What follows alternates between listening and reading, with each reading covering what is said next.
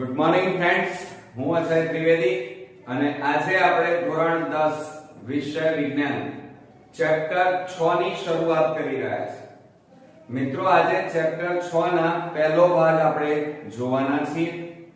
Chapter 6 એટલે biology, જીવ વિજ્ઞાન, અને આ જીવ વિજ્ઞાનની અંદર આપણે જૈવિક ક્રિયાઓ આ પાઠની શરૂઆત કરીએ છીએ। મિત્રો, જૈવિક ક્રિયાઓ એટલે શું? જૈવિક એટલે સજીવો દ્વારા પોતાના જીવનના અસ્તિત્વને ટકાવી રાખવા માટે જે ક્રિયાઓ સજીવ દ્વારા થતી હોય એ ક્રિયાઓને જૈવિક ક્રિયાઓ કહેવાય। જોજો, મેં શબ્દો શું વાપરે? સજીવો દ્વારા, નિર્જીવ પદાર્થોની વાત નથી મિત્રો, સજીવો દ્વારા, કે જેનામાં જીવ છે એ સજીવ કહેવાય।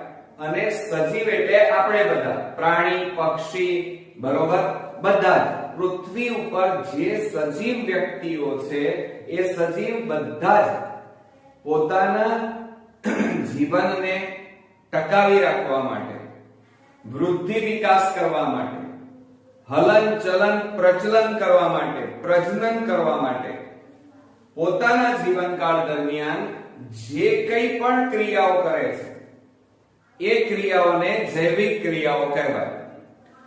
હવે આપણે જાણીએ છીએ કે આપણા જે સજીવ શરીર છે એ સજીવ શરીરને ટકાવી રાખવા માટે, વૃદ્ધિ વિકાસ કરવા માટે, હલન ચલન પ્રચલન પ્રજનન માટે મોટા ભાગે ઊર્જાની જરૂર પડે। હવે આ ઊર્જા આપણને શેમાંથી મળે? તો ખોરાકમાંથી।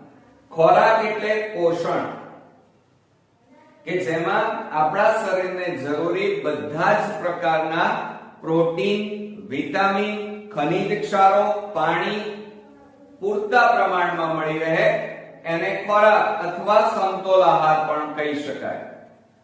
હવે આ ખોરાકમાંથી આપણને ઊર્જા મળે છે તો એ ખોરાકને શરીરની અંદર લેવાની ક્રિયાને મોટા ભાગે આપણે શું કહીએ છીએ? ખોરાક અંતઃગ્રહણ, બરોબર? ખોરાક ખાવો પડે એટલે કે ખોરાકમાં ઊર્જા છે અને એ ઊર્જા મેળવવા માટે આપણે ખોરાક ખાઈએ છીએ। ખોરાક ખાધા પછી શું કરવું પડે? પાણી પીધા પછી એનું વહન થવું જોઈએ, બરોબર, પરિવહન થવું જોઈએ। દરેક કોષો સુધી એ પોષક દ્રવ્યો સાથે સાથે ખનિજ તત્વો એ દરેકે દરેક કોષોને મળવા જોઈએ। આ ઉપરાંત આપણે જાણીએ છીએ કે એટલે એનો મતલબ એ થયો કે ખોરાકમાંથી આપણને ઊર્જા મળે છે એટલે પોષણ, ખોરાકનું વહન કરવા માટે, લાવવા લઈ જવા માટે પરિવહન તંત્ર। ત્યાર પછી આપણે જાણીએ છીએ કે આ ખોરાક આપણા શરીરમાં એટીપી સ્વરૂપે સંગ્રહાય છે। એટીપી એટલે એડિનોસાઇન ટ્રાઇફોસ્ફેટ, અને આ એટીપી નું ઓક્સિજનની હાજરીમાં દહન થાય એટલે ઊર્જા છૂટી પડે। તો ઓક્સિજન પણ અંદર આવવો જોઈએ, અંદર દાખલ થવો જોઈએ અને અંદર ઉત્પન્ન થયેલા CO2 ને બહાર કાઢવો પડે। એટલે એનો મતલબ એ થયો કે પહેલી કઈ ક્રિયા થાય? પોષણ, બીજી પરિવહન, ત્રીજું શ્વસન, અને ત્યારબાદ મિત્રો શરીરમાં ઉત્પન્ન થયેલા કચરા અથવા ઉત્સર્ગ દ્રવ્યો, નકામા કચરાને શરીરની બહાર નિકાલ કરવો પડે। હવે આ ઉત્સર્ગ દ્રવ્યો બે પ્રકારના છે, એક ઘન મળમૂત્ર તરીકે ઓળખીએ છીએ અને બીજું છે વાયુ સ્વરૂપે, વાયુ એટલે CO2 સ્વરૂપે, તો એનો નિકાલ પણ કરવો પડે, તો એને ઉત્સર્જન કહેવાય।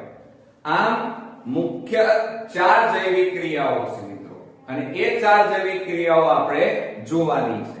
તો ચાલો બરોબર ધ્યાનથી આ વિડિયો છેલ્લે સુધી જોજો, જેથી કરીને આપણે આ ટોપિક બોર્ડમાં 3 માર્ક્સમાં પૂછાય છે તો આપણે અચૂકથી લખી શકીએ અને સમજી પણ શકીએ।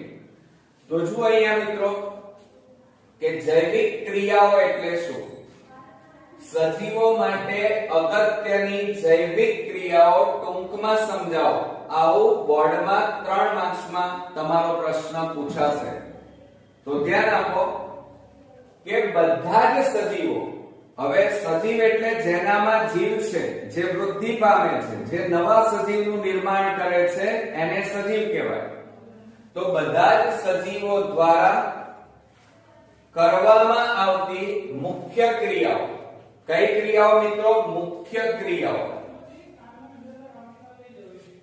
આ મુખ્ય ક્રિયાઓ જે સજીવનું અસ્તિત્વ જાળવી રાખવા માટે, અસ્તિત્વ ટકાવી રાખવા માટે જરૂરી છે, તેને જૈવિક ક્રિયાઓ કહે છે.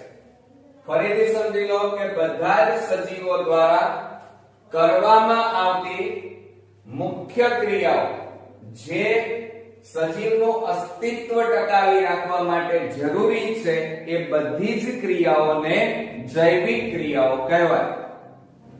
હવે જો એમાં સજીવો માટે અગત્યની જૈવિક ક્રિયાઓ કઈ? તો કુલ 4 છે. એક પોષણ, બીજું આ ઉપરાંત શ્વસન, ત્રીજું વહન અને ચોથું છે ઉત્સર્જન. આમ સજીવોમાં જૈવિક ક્રિયાઓ મુખ્ય કઈ? તો 4. કઈ કઈ મિત્રો? તો પોષણ, શ્વસન, પરિવહન અને ઉત્સર્જન. હવે આપણે પહેલી સૌપ્રથમ જોઈએ અને એ છે પોષણ. પોષણ એટલે આપણા શરીરના દરેકે દરેક કોષોને પોષણ, ઉર્જા મળવી જોઈએ. તો જુઓ મિત્રો કે ઉર્જાના સ્ત્રોતોને ખોરાક સ્વરૂપે, દાળ, ભાત, શાક, રોટલી, માંસ વગેરે ખોરાક રૂપે બહારથી સજીવના શરીરમાં અંદર દાખલ કરવાની ક્રિયાને પોષણ કહેવાય. પોષણ એટલે આપણા શરીરની બહાર જે ખોરાક છે, દાળ, ભાત, શાક, રોટલી વગેરે, એ ખોરાકને સજીવ શરીરની અંદર દાખલ કરવાની ક્રિયાને પોષણ કહેવાય. મોટા ભાગના જે ખાદ્ય પદાર્થો, તમે જેટલા ખાદ્ય પદાર્થો લો, અનાજ, ફળફળાદી, શાકભાજી, સૂકા મેવા, ચાહે કોઈ પણ, એ બધા પદાર્થો ને સૂકવવામાં આવે અને સૂકવી અને એને સળગાવવામાં આવે તો સળગે. સમજ્યા તમે? દાખલા તરીકે તમે તમારી મમ્મી રોટલી કે ભાખરી રાંધે, બરોબર, અને તવી વધારે ગરમ થઈ જાય તો રોટલી બળી જાય છે અને ત્યાં કાળા ડાઘા પડી જાય છે. અને એ રોટલીને જો વધારે ગરમ કરવામાં આવે તો એ સળગી જાય અને કોલસા જેવો રંગ ધારણ થઈ જાય, કાળો રંગ. એટલે એનો મતલબ એ થયો. બીજું કે અનાજ પણ સળગે છે, ઘઉં, મકાઈ, ચોખા, બાજરી, જવ, જુવાર વગેરે. એટલે એનો મતલબ કે દરેક ખાદ્ય પદાર્થમાં કાર્બન રહેલો છે. તો જુઓ અહીંયા મિત્રો કે મોટા ભાગના ખાદ્ય પદાર્થોમાં કાર્બન આધારિત છે. બધા જ ખોરાકની અંદર કાર્બન રહેલો છે. આ કાર્બન સ્ત્રોતોની જટિલતાના અનુસરીને વિવિધ સજીવો વિવિધ પ્રકારની પોષણ પદ્ધતિ, પોષણ ક્રિયાઓનો ઉપયોગ કરે છે. એટલે કે જે ખોરાક આપણે ખાઈએ છીએ એમાં કાર્બન છે અને આ કાર્બનના કારણે દરેક ખોરાક જુદા જુદા જટિલ અણુઓનું બનેલું છે અને માટે દરેક સજીવની પોષણ એટલે કે ખોરાક મેળવવાની પદ્ધતિ અલગ અલગ છે. બરોબર મિત્રો? તો આ થઈ આપણી પોષણની વાતો. ત્યાર પછી બીજા નંબરમાં જોઈએ શ્વસન. શ્વસન એટલે આપણે તરત ખ્યાલ આવી ગયો હશે તમને કે O2 અને CO2 ની વાત કરીએ છીએ. એટલે કે શ્વાસની, કે જેમાં નાક દ્વારા ક્રિયા થાય છે. તો જુઓ અહીંયા સજીવ કોષોમાં કોષીય જરૂરિયાત માટે ઉર્જા એટલે શક્તિ પૂરી પાડવા ગ્લુકોઝ જેવા ખોરાક સ્ત્રોતોનું ઓક્સિજનની હાજરી કે ગેરહાજરીમાં વિઘટન થવાની ક્રિયાને શ્વસન કહે છે. સમજો જરા કે સજીવ કોષો, આપણા દરેકે દરેક કોષો છે, એ કોષોને ઉર્જાની જરૂર છે. આ ઉર્જા ક્યાંથી મળે? ખોરાકમાંથી. આ ખોરાકનું ઓક્સિજનની હાજરી કાં તો ગેરહાજરી માં ખોરાકનું દહન થાય છે અને દહન થઈ અને ઊર્જા છૂટી પડે છે. એ ઊર્જાનો ઉપયોગ આપણા કોષોમાં થાય છે. તો આ ક્રિયાને શ્વસન કહેવાય. હવે ધ્યાન રાખો, ઓક્સિજનની હાજરીમાં દહન થાય, ઓક્સિજનનો ઉપયોગ થાય તો જારક શ્વસન, પરંતુ ઓક્સિજનની ગેરહાજરી હોય તો એને અજારક શ્વસન કહેવાય. તો સમજો જરા કે શ્વસન દ્વારા કાર્બન આધારિત ખાદ્ય પદાર્થોનું, જોજો શ્વસન દ્વારા આપણે જે ખાદ્ય પદાર્થો છે એ કેવા છે? કાર્બન આધારિત. એ પદાર્થોનું વિઘટન અને મુક્ત થતી ઊર્જાનું એટીપી માં રૂપાંતર થાય છે. તો આપણે જે ખોરાક ખાઈએ છીએ એ ખોરાકમાં રહેલી ઊર્જા છે કે જેમાં કાર્બન છે, એ ઊર્જાનો આપણા શરીરમાં એટીપી સ્વરૂપે સંગ્રહ થાય છે. એટીપી નું પૂરું નામ તમારે પૂછાશે, એડિનોસાઇન ટ્રાઇફોસ્ફેટ થાય. શું થાય મિત્રો? Adenosine triphosphate. મોટા ભાગના સજીવો ઓક્સિજનનો ઉપયોગ કરતા હોવાથી એમને જારક જીવી સજીવો કહેવાય. ઓક્સિજનનો ઉપયોગ કરતા હોય દહન માટે, ઊર્જાના દહન માટે, તો એવા સજીવોને જારક જીવી સજીવો કહેવાય. અને જે સજીવો ઓક્સિજનનો ઉપયોગ ન કરતા હોય તો એમને અજારક જીવી સજીવો કહેવાય. તો જ્યારે કેટલાક આ ક્રિયામાં ઓક્સિજનનો ઉપયોગ કરતા ન હોવાથી તેમને અજારક જીવી સજીવો કહેવાય. એટલે એનો મતલબ એ થયો મિત્રો કે સજીવો બે પ્રકારના છે, એક જારક જીવી સજીવો અને બીજા અજારક જીવી સજીવો.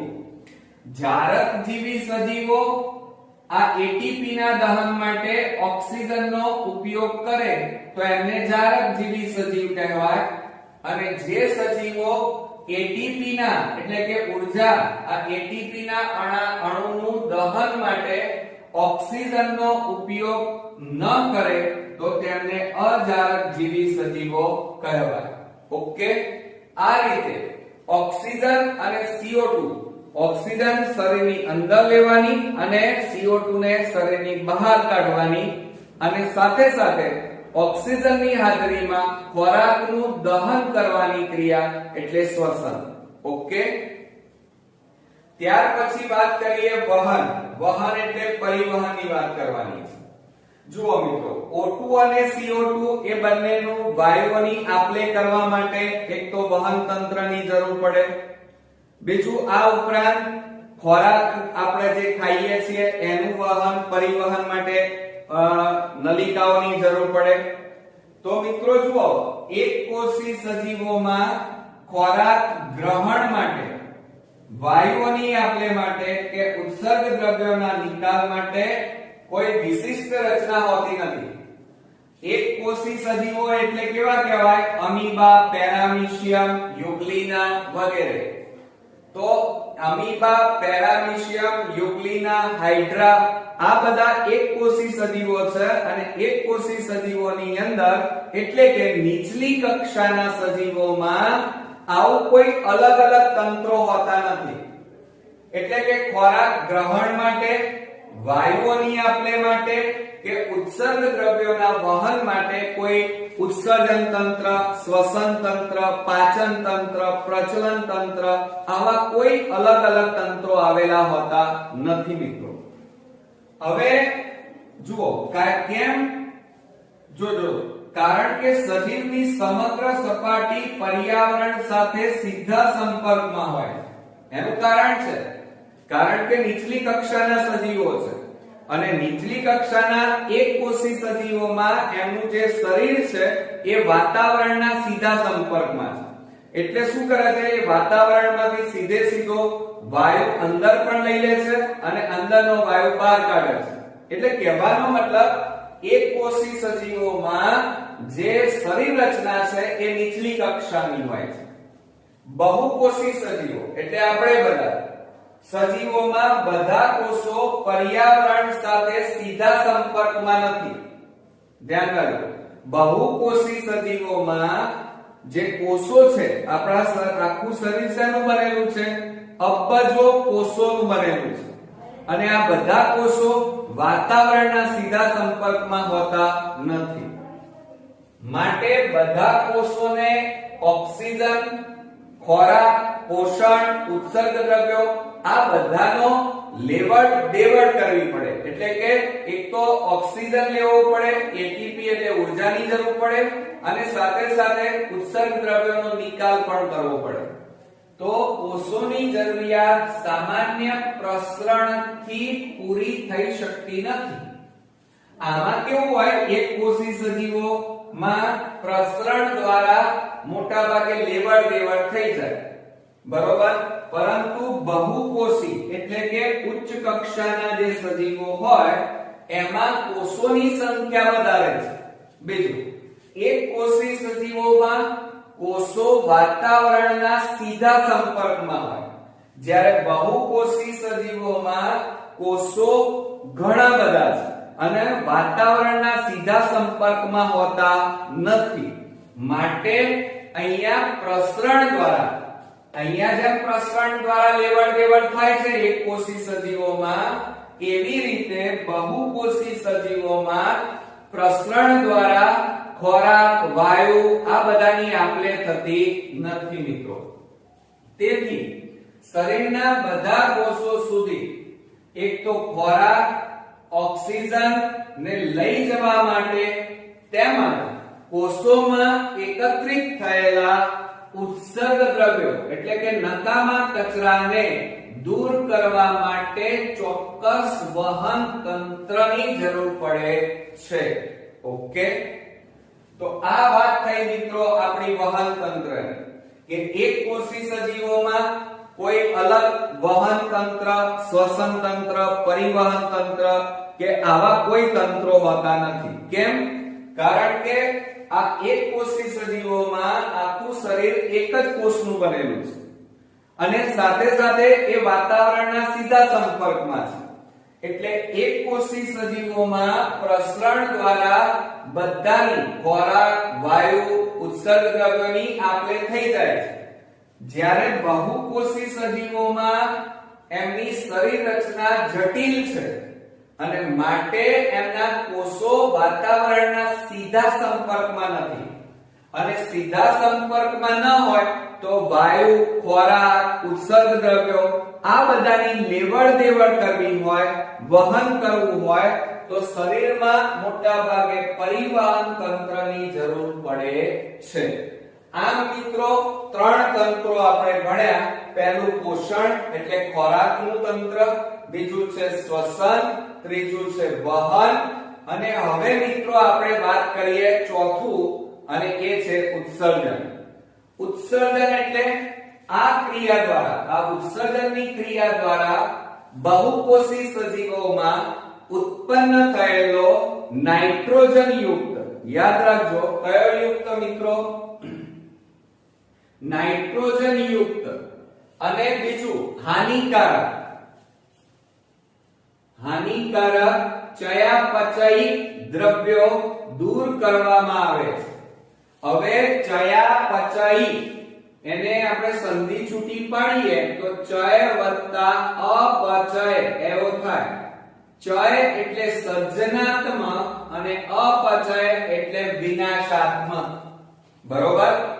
બીજું, આપણા શરીરમાં જે કંઈ પણ જૈવિક ક્રિયાઓ થાય છે એ ક્રિયાઓમાં ઊર્જા વપરાય. ઊર્જા વપરાયા પછી એમાં ઉત્સર્ગ દ્રવ્યો ઉત્પન્ન થાય. આ ઉત્સર્ગ દ્રવ્યો નાઇટ્રોજન યુક્ત હોય અને નાઇટ્રોજન યુક્ત ઉત્સર્ગ દ્રવ્યો આપણા શરીરમાં લાંબા સમય સુધી જો રહે તો આપણા કોષોને નુકસાન કરે, હાનિ પહોંચાડે. એટલે આ ઉત્સર્ગ દ્રવ્યો જે નાઇટ્રોજન યુક્ત છે, એટલે નાઇટ્રોજન યુક્ત ઉત્સર્ગ દ્રવ્યો કયા? મૂત્ર. જેના અલગ અલગ સજીવોમાં અલગ અલગ સ્વરૂપ હોય છે, જેમ કે urea, uric acid, creatine, creatinine, આ રીતે. તો આ બધા નાઇટ્રોજન યુક્ત ઉત્સર્ગ દ્રવ્યો. અને એમનો મોટા ભાગે નિકાલ કરવો પડે અને નિકાલ કરવાની ક્રિયાને ઉત્સર્જન કહેવાય. ઓકે. બીજું, એક કોષી પ્રાણીઓ હમણાં હાલ જ ભણ્યા અમીબા, પેરામીશિયમ, એ લોકો ઉત્સર્જનની ક્રિયા કોષોની સપાટી દ્વારા કરે. કોષોની સપાટી એટલે કેવી રીતે? આ અમીબા દોર્યું, ચાલો આ અમીબા. હવે અંદરથી ઉત્સર્ગ દ્રવ્યો આ જે સપાટી છે એ સપાટી દ્વારા એ લોકો શરીરની બહાર નકામા કચરાનો આ રીતે નિકાલ કરે છે. બરોબર? એટલે એક કોષી પ્રાણીઓ આ જે કોષોની સપાટી છે એ સપાટી દ્વારા સાદા પ્રસરણથી ઉત્સર્ગ દ્રવ્યો દૂર કરે છે. જ્યારે આપણા જેવા બહુકોષી પ્રાણીઓ મોટા ભાગે ઉત્સર્જન માટે વિશિષ્ટ પેશી, અંગ અને તંત્રો ધરાવે છે. વિશિષ્ટ પેશી, અંગ અને તંત્રો. હવે આપણે અહીંયા શબ્દ કયો આવ્યો મિત્રો? પેશી, અંગ અને તંત્ર. આ ત્રણ શબ્દો આવ્યા. હવે મિત્રો આપણું માનવ શરીર છે ને એ કોષોથી બનેલું છે. કોષોને અંગ્રેજીમાં આપણે શું કહીએ છીએ? સેલ. સેલ એટલે કોષો. તો એક કોષ હોય તો એને સેલ કહેવાય, પણ આપણે બહુકોષી સજીવ એટલે કે ઘણા બધા કોષો ભેગા મળે તો શું બની જાય મિત્રો? પેશી બની જાય. શું બની જાય? પેશી. અને પેશીને અંગ્રેજીમાં શું કહેવાય? ટિશ્યુ કહેવાય. શું કહેવાય? ટિશ્યુ. હવે ટિશ્યુ એ ફ્રેન્ચ ભાષામાંથી આવેલો છે. એનું ગુજરાતી શું થાય ટિશ્યુ નું? તો ટિશ્યુ નું એ ટીસસ શબ્દ ઉપરથી આવેલો છે અને એનો ગુજરાતી એમ થાય કે તાણા વાણાની જેમ ગૂંથાવું. જેમ આપણે મમ્મી અથવા આપણી બેન જેમ ચોટલો ગૂંથતી હોય, બરોબર, માથામાં જે ડિઝાઇનો પાડે છે, એવી રીતે મોટા ભાગે આ કોષો એકબીજા સાથે ભેગા મળી અને એક જટિલ રચના બનાવે જેને પેશી અથવા ટિશ્યુ કહેવાય. ટિશ્યુ એ ટીસસ શબ્દથી આવેલો છે અને એનો મતલબ થાય તાણા વાણાની જેમ ગૂંથાઈ જવું. હવે આ અલગ અલગ પેશીઓ ભેગી મળી અને અંગ બનાવે. બરોબર? અને અંગો ભેગા મળી અને શું બનાવી દે મિત્રો? તંત્ર બનાવે. અને ઘણા બધા તંત્ર, પાચન તંત્ર, પ્રજનન તંત્ર, હલન ચલન તંત્ર, કંકાલ તંત્ર, ઉત્સર્જન તંત્ર, પરિવહન તંત્ર, આ બધા તંત્રો ભેગા મળી અને શરીર રચનાનું નિર્માણ થાય. ઓકે મિત્રો?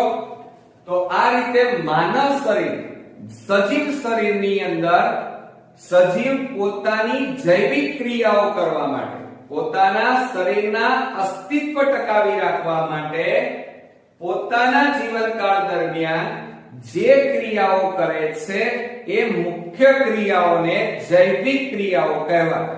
અને મુખ્ય 4 જૈવિક ક્રિયાઓ છે અને છે પહેલી પોષણ, બીજી છે શ્વસન, ત્રીજી વહન અને ચોથી ઉત્સર્જન. તો આ 4 અગત્યની ક્રિયાઓ મિત્રો આજે આપણે શીખ્યા. હવે ફ્રેન્ડ્સ, બોર્ડની અંદર તમારે આ આખો પ્રશ્ન 4 માર્ક્સમાં પણ પૂછી શકાય અને 2 માર્ક્સમાં, 3 માર્ક્સમાં પણ પૂછી શકાય. જૈવિક ક્રિયાઓ એટલે શું? જૈવિક ક્રિયાઓના પ્રકાર જણાવી કોઈ પણ 2 અથવા 3 જૈવિક ક્રિયાઓ વિશે સમજાવો. તો જૈવિક ક્રિયાઓ કેટલી? 4. શ્વસન, તે ઉપરાંત પોષણ, શ્વસન, વહન અને ઉત્સર્જન. બરોબર મિત્રો? સમજાઈ ગયું આખો ટોપિક? બોર્ડની એક્ઝામ માટે ખૂબ જ અગત્યના પ્રશ્નોની આપણે ચર્ચા કરવાના છે. તો મિત્રો, આ વિડિયો છેલ્લે સુધી ધ્યાન રાખીને જરૂરથી જોજો, જેથી કરીને આ બધા જ પ્રશ્નો જો તમે સમજી અને તૈયાર કરશો તો મિત્રો લોંગ ટાઈમ તમને યાદ રહેશે અને સારી રીતે લખી પણ શકશો. તો ચાલો શરૂ કરીએ. જૈવિક ક્રિયાઓના બીજા ભાગની અંદર આપણે પહેલો પ્રશ્ન જોઈએ છીએ 2 માર્ક્સમાં સજીવો તેમના ખોરાક કેવી રીતે પ્રાપ્ત કરે છે અથવા બીજી રીતે પૂછી શકાય આ પ્રશ્ન કે પોષણને આધારે સજીવોના મુખ્ય પ્રકાર સમજાવો. મિત્રો પહેલા ભાગની અંદર આપણે જૈવિક ક્રિયાઓ વિશે વાત કરી કે જે સજીવો આપણે જાણીએ છીએ કે સજીવો પોતાની અસ્તિત્વ ટકાવી રાખવા માટે જીવંત રહેવા માટે પોતાના જીવનકાળ દરમિયાન જે ક્રિયાઓ કરે છે એ ક્રિયાઓને જૈવિક ક્રિયાઓ કહેવાય. એમાં આપણે કુલ 4 ક્રિયાઓ જોઈ હતી. એક તો પોષણ, બીજું શ્વસન, ત્રીજું પરિવહન અને ચોથા નંબરમાં ઉત્સર્જન. એમ 4 ક્રિયાઓ આપણે જોઈ હતી. હવે આમાં પહેલો ભાગ આપણે જોયો પોષણ વિશે. તો દરેક સજીવને જીવંત રહેવા માટે પોતાનું અસ્તિત્વ ટકાવી રાખવા માટે ઊર્જાની જરૂર પડે. હવે ઊર્જા ક્યાંથી મળે? ખોરાકમાંથી મળે. તો દરેક સજીવ ખોરાક માટે, પોષણ માટે મોટા ભાગે જુદી જુદી રીતે ખોરાક પ્રાપ્ત કરે છે. એમની ક્રિયાઓ અલગ અલગ છે. એટલે કે દરેક સજીવ ખોરાક જુદી જુદી ક્રિયાઓ દ્વારા પ્રાપ્ત કરે છે. તો મિત્રો આપણે ઊર્જાની વાત કરતા હતા.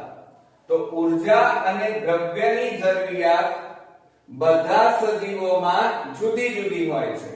તમે જાણો છો કે નાનું બાળક હોય તો એમાં ઊર્જાની એટલે કે ખોરાકની જરૂરિયાત કેવી હોય? ઓછી. મારી ખોરાકની જરૂરિયાત કેવી હોય? વધારે. એટલે કહેવાનો મતલબ કે દરેક સજીવોમાં ઊર્જા અને દ્રવ્ય એનો જથ્થાની જરૂરિયાત જુદી જુદી હોય છે. એમાં 2 પ્રકારના સજીવો હોય છે. એક તો સ્વયંપોષી સજીવો અને બીજા છે પરપોષી સજીવો. હવે જુઓ, પોષણ પ્રાપ્તિને આધારે સજીવોના પ્રકાર 2 છે. એક સ્વયંપોષી સજીવ અને બીજો છે વિષમપોષી સજીવો. સ્વયંપોષી સજીવો કોને કહેવાય? સ્વયં એટલે જાતે અને પોષી એટલે પોષણ. તો જે સજીવો પોતે પોતાનો ખોરાક જાતે બનાવતા હોય, જાતે બધું કરી નાખતા હોય તો એવા સજીવને સ્વયંપોષી સજીવ કહેવાય. સમજો બરોબર. દાખલા તરીકે લીલી વનસ્પતિ અને લીલી લીલ આ બધા પ્રકાશ સંશ્લેષણની ક્રિયા કરી પોતે પોતાનો ખોરાક પોતાની જરૂરિયાત મુજબ ઊર્જા જાતે ઉત્પન્ન કરે છે. પોતે પોતાનો ખોરાક જાતે બનાવે છે. માટે લીલી વનસ્પતિને સ્વયંપોષી સજીવો કહેવાય. એ જ રીતે કેટલાક જીવાણુઓ લીલા કલરની લીલ અને લીલા પર્ણ ધરાવતી વનસ્પતિઓ સ્વયંપોષી સજીવો કહી શકાય. તો જુઓ મિત્રો, આ સજીવો સરળ દ્રવ્યો એટલે લીલી વનસ્પતિ પ્રકાશ સંશ્લેષણની ક્રિયા કરશે અને પ્રકાશ સંશ્લેષણની ક્રિયા કરી અને એ વાતાવરણમાંથી CO2 વાયુ અને જમીનમાંથી પાણી આ બંનેનો ઉપયોગ કરી અને અકાર્બનિક સ્ત્રોત એટલે કે કાર્બોદિત અથવા ગ્લુકોઝ બનાવે છે. બરોબર. બધી જ લીલી વનસ્પતિઓ અને કેટલાક જીવાણુઓ, ધ્યાન રાખજો, વનસ્પતિઓ અને કેટલાક જીવાણુઓ સ્વયંપોષી સજીવો છે. તો ધ્યાન રાખજો કે સ્વયંપોષી સજીવો એટલે કે લીલી વનસ્પતિ, કેટલાક લીલા એટલે કે હરિતકણ ધરાવતા જીવાણુઓ મોટા ભાગે પ્રકાશ સંશ્લેષણની ક્રિયા કરી સૂર્યપ્રકાશની હાજરીમાં પાણી અને CO2 નો ઉપયોગ કરી અકાર્બનિક દ્રવ્યો, અકાર્બનિક એટલે કે ગ્લુકોઝ બનાવે છે. તો બધી જ લીલી વનસ્પતિઓ અને કેટલાક જીવાણુઓ પોતે પોતાનો ખોરાક જાતે બનાવે છે. આમ આ સજીવો એટલે કે લીલી વનસ્પતિ ખોરાકની દ્રષ્ટિએ કેવી સજીવ કહેવાય? સ્વયંપોષી સજીવો કહેવાય. હવે આપણે વાત કરીએ કે વિષમપોષી સજીવ. વિષમપોષી સજીવ એટલે આપણે બધા લીલી વનસ્પતિ સિવાયના બધા જ સજીવો વિષમપોષી સજીવો છે. એટલે કે ખોરાક મેળવવા માટે વિષમપોષી સજીવો આ સ્વયંપોષી સજીવો ઉપર આધાર રાખે છે. તો જુઓ મિત્રો, આ વિષમપોષી સજીવો અન્ય સજીવોમાંથી એટલે કે સ્વયંપોષી સજીવોમાંથી જટિલ પદાર્થો ખોરાક રૂપે મેળવી, ખોરાક રૂપે એટલે આપણે બધા શું કરીએ છીએ?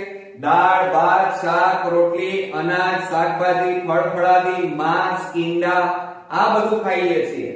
તો એ જટિલ પદાર્થો કહેવાય. અને એ જટિલ પદાર્થો રાંધી અને આપણે ખોરાક સ્વરૂપે લઈએ છીએ અને પછી એનું શરીરની અંદર મોટા ભાગે જટિલ પદાર્થોનું સરળ પદાર્થોમાં વિઘટન એટલે કે પાચન કરે છે. આ માટે પાચન કરવા માટે એટલે કે કહેવાનો મતલબ મારો એ છે કે જટિલ પદાર્થોનું સરળ પદાર્થોમાં રૂપાંતર કરવા માટે કોણ જવાબદાર છે? કોનો ઉપયોગ કરે છે? તો ઉત્સેચક એટલે કે જૈવ ઉદ્દીપકોનો ઉપયોગ કરે છે. યાદ રાખજો, કોનો ઉપયોગ કરે છે મિત્રો?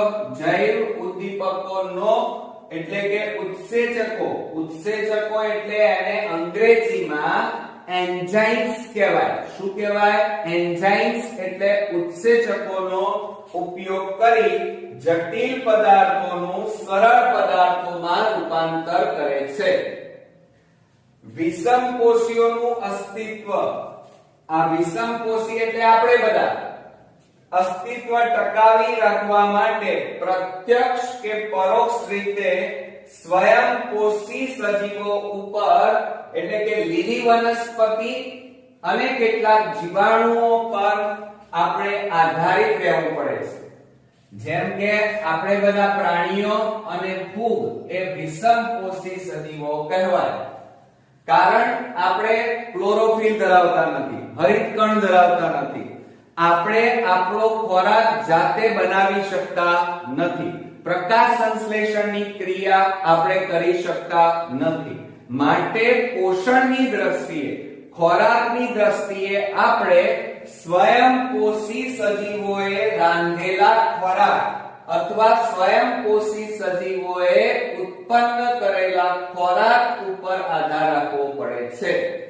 એટલે કહેવાનો મતલબ કે જે વિષમપોષી સજીવો છે એ સ્વયંપોષી સજીવોમાંથી ખોરાક મેળવે છે અને એ ખોરાક જટિલ હોય છે અને જટિલ પદાર્થોનું સરળ પદાર્થોમાં વિઘટન કરવા માટે જૈવિક ઉદ્દીપકો એટલે કે ઉત્સેચકોનો ઉપયોગ કરે છે. માટે વિષમપોષી સજીવો પોતાનું અસ્તિત્વ ટકાવી રાખવા માટે ખોરાક સ્વરૂપે લીલી વનસ્પતિએ બનાવેલા ખોરાક ઉપર આધાર રાખવો પડે છે. બરોબર મિત્રો? એટલે આપણે બધા ખોરાકની દ્રષ્ટિએ પરાવલંબી કહેવાય, જ્યારે લીલી વનસ્પતિ ખોરાકની બાબતમાં સ્વાવલંબી કહેવાય. કેમ?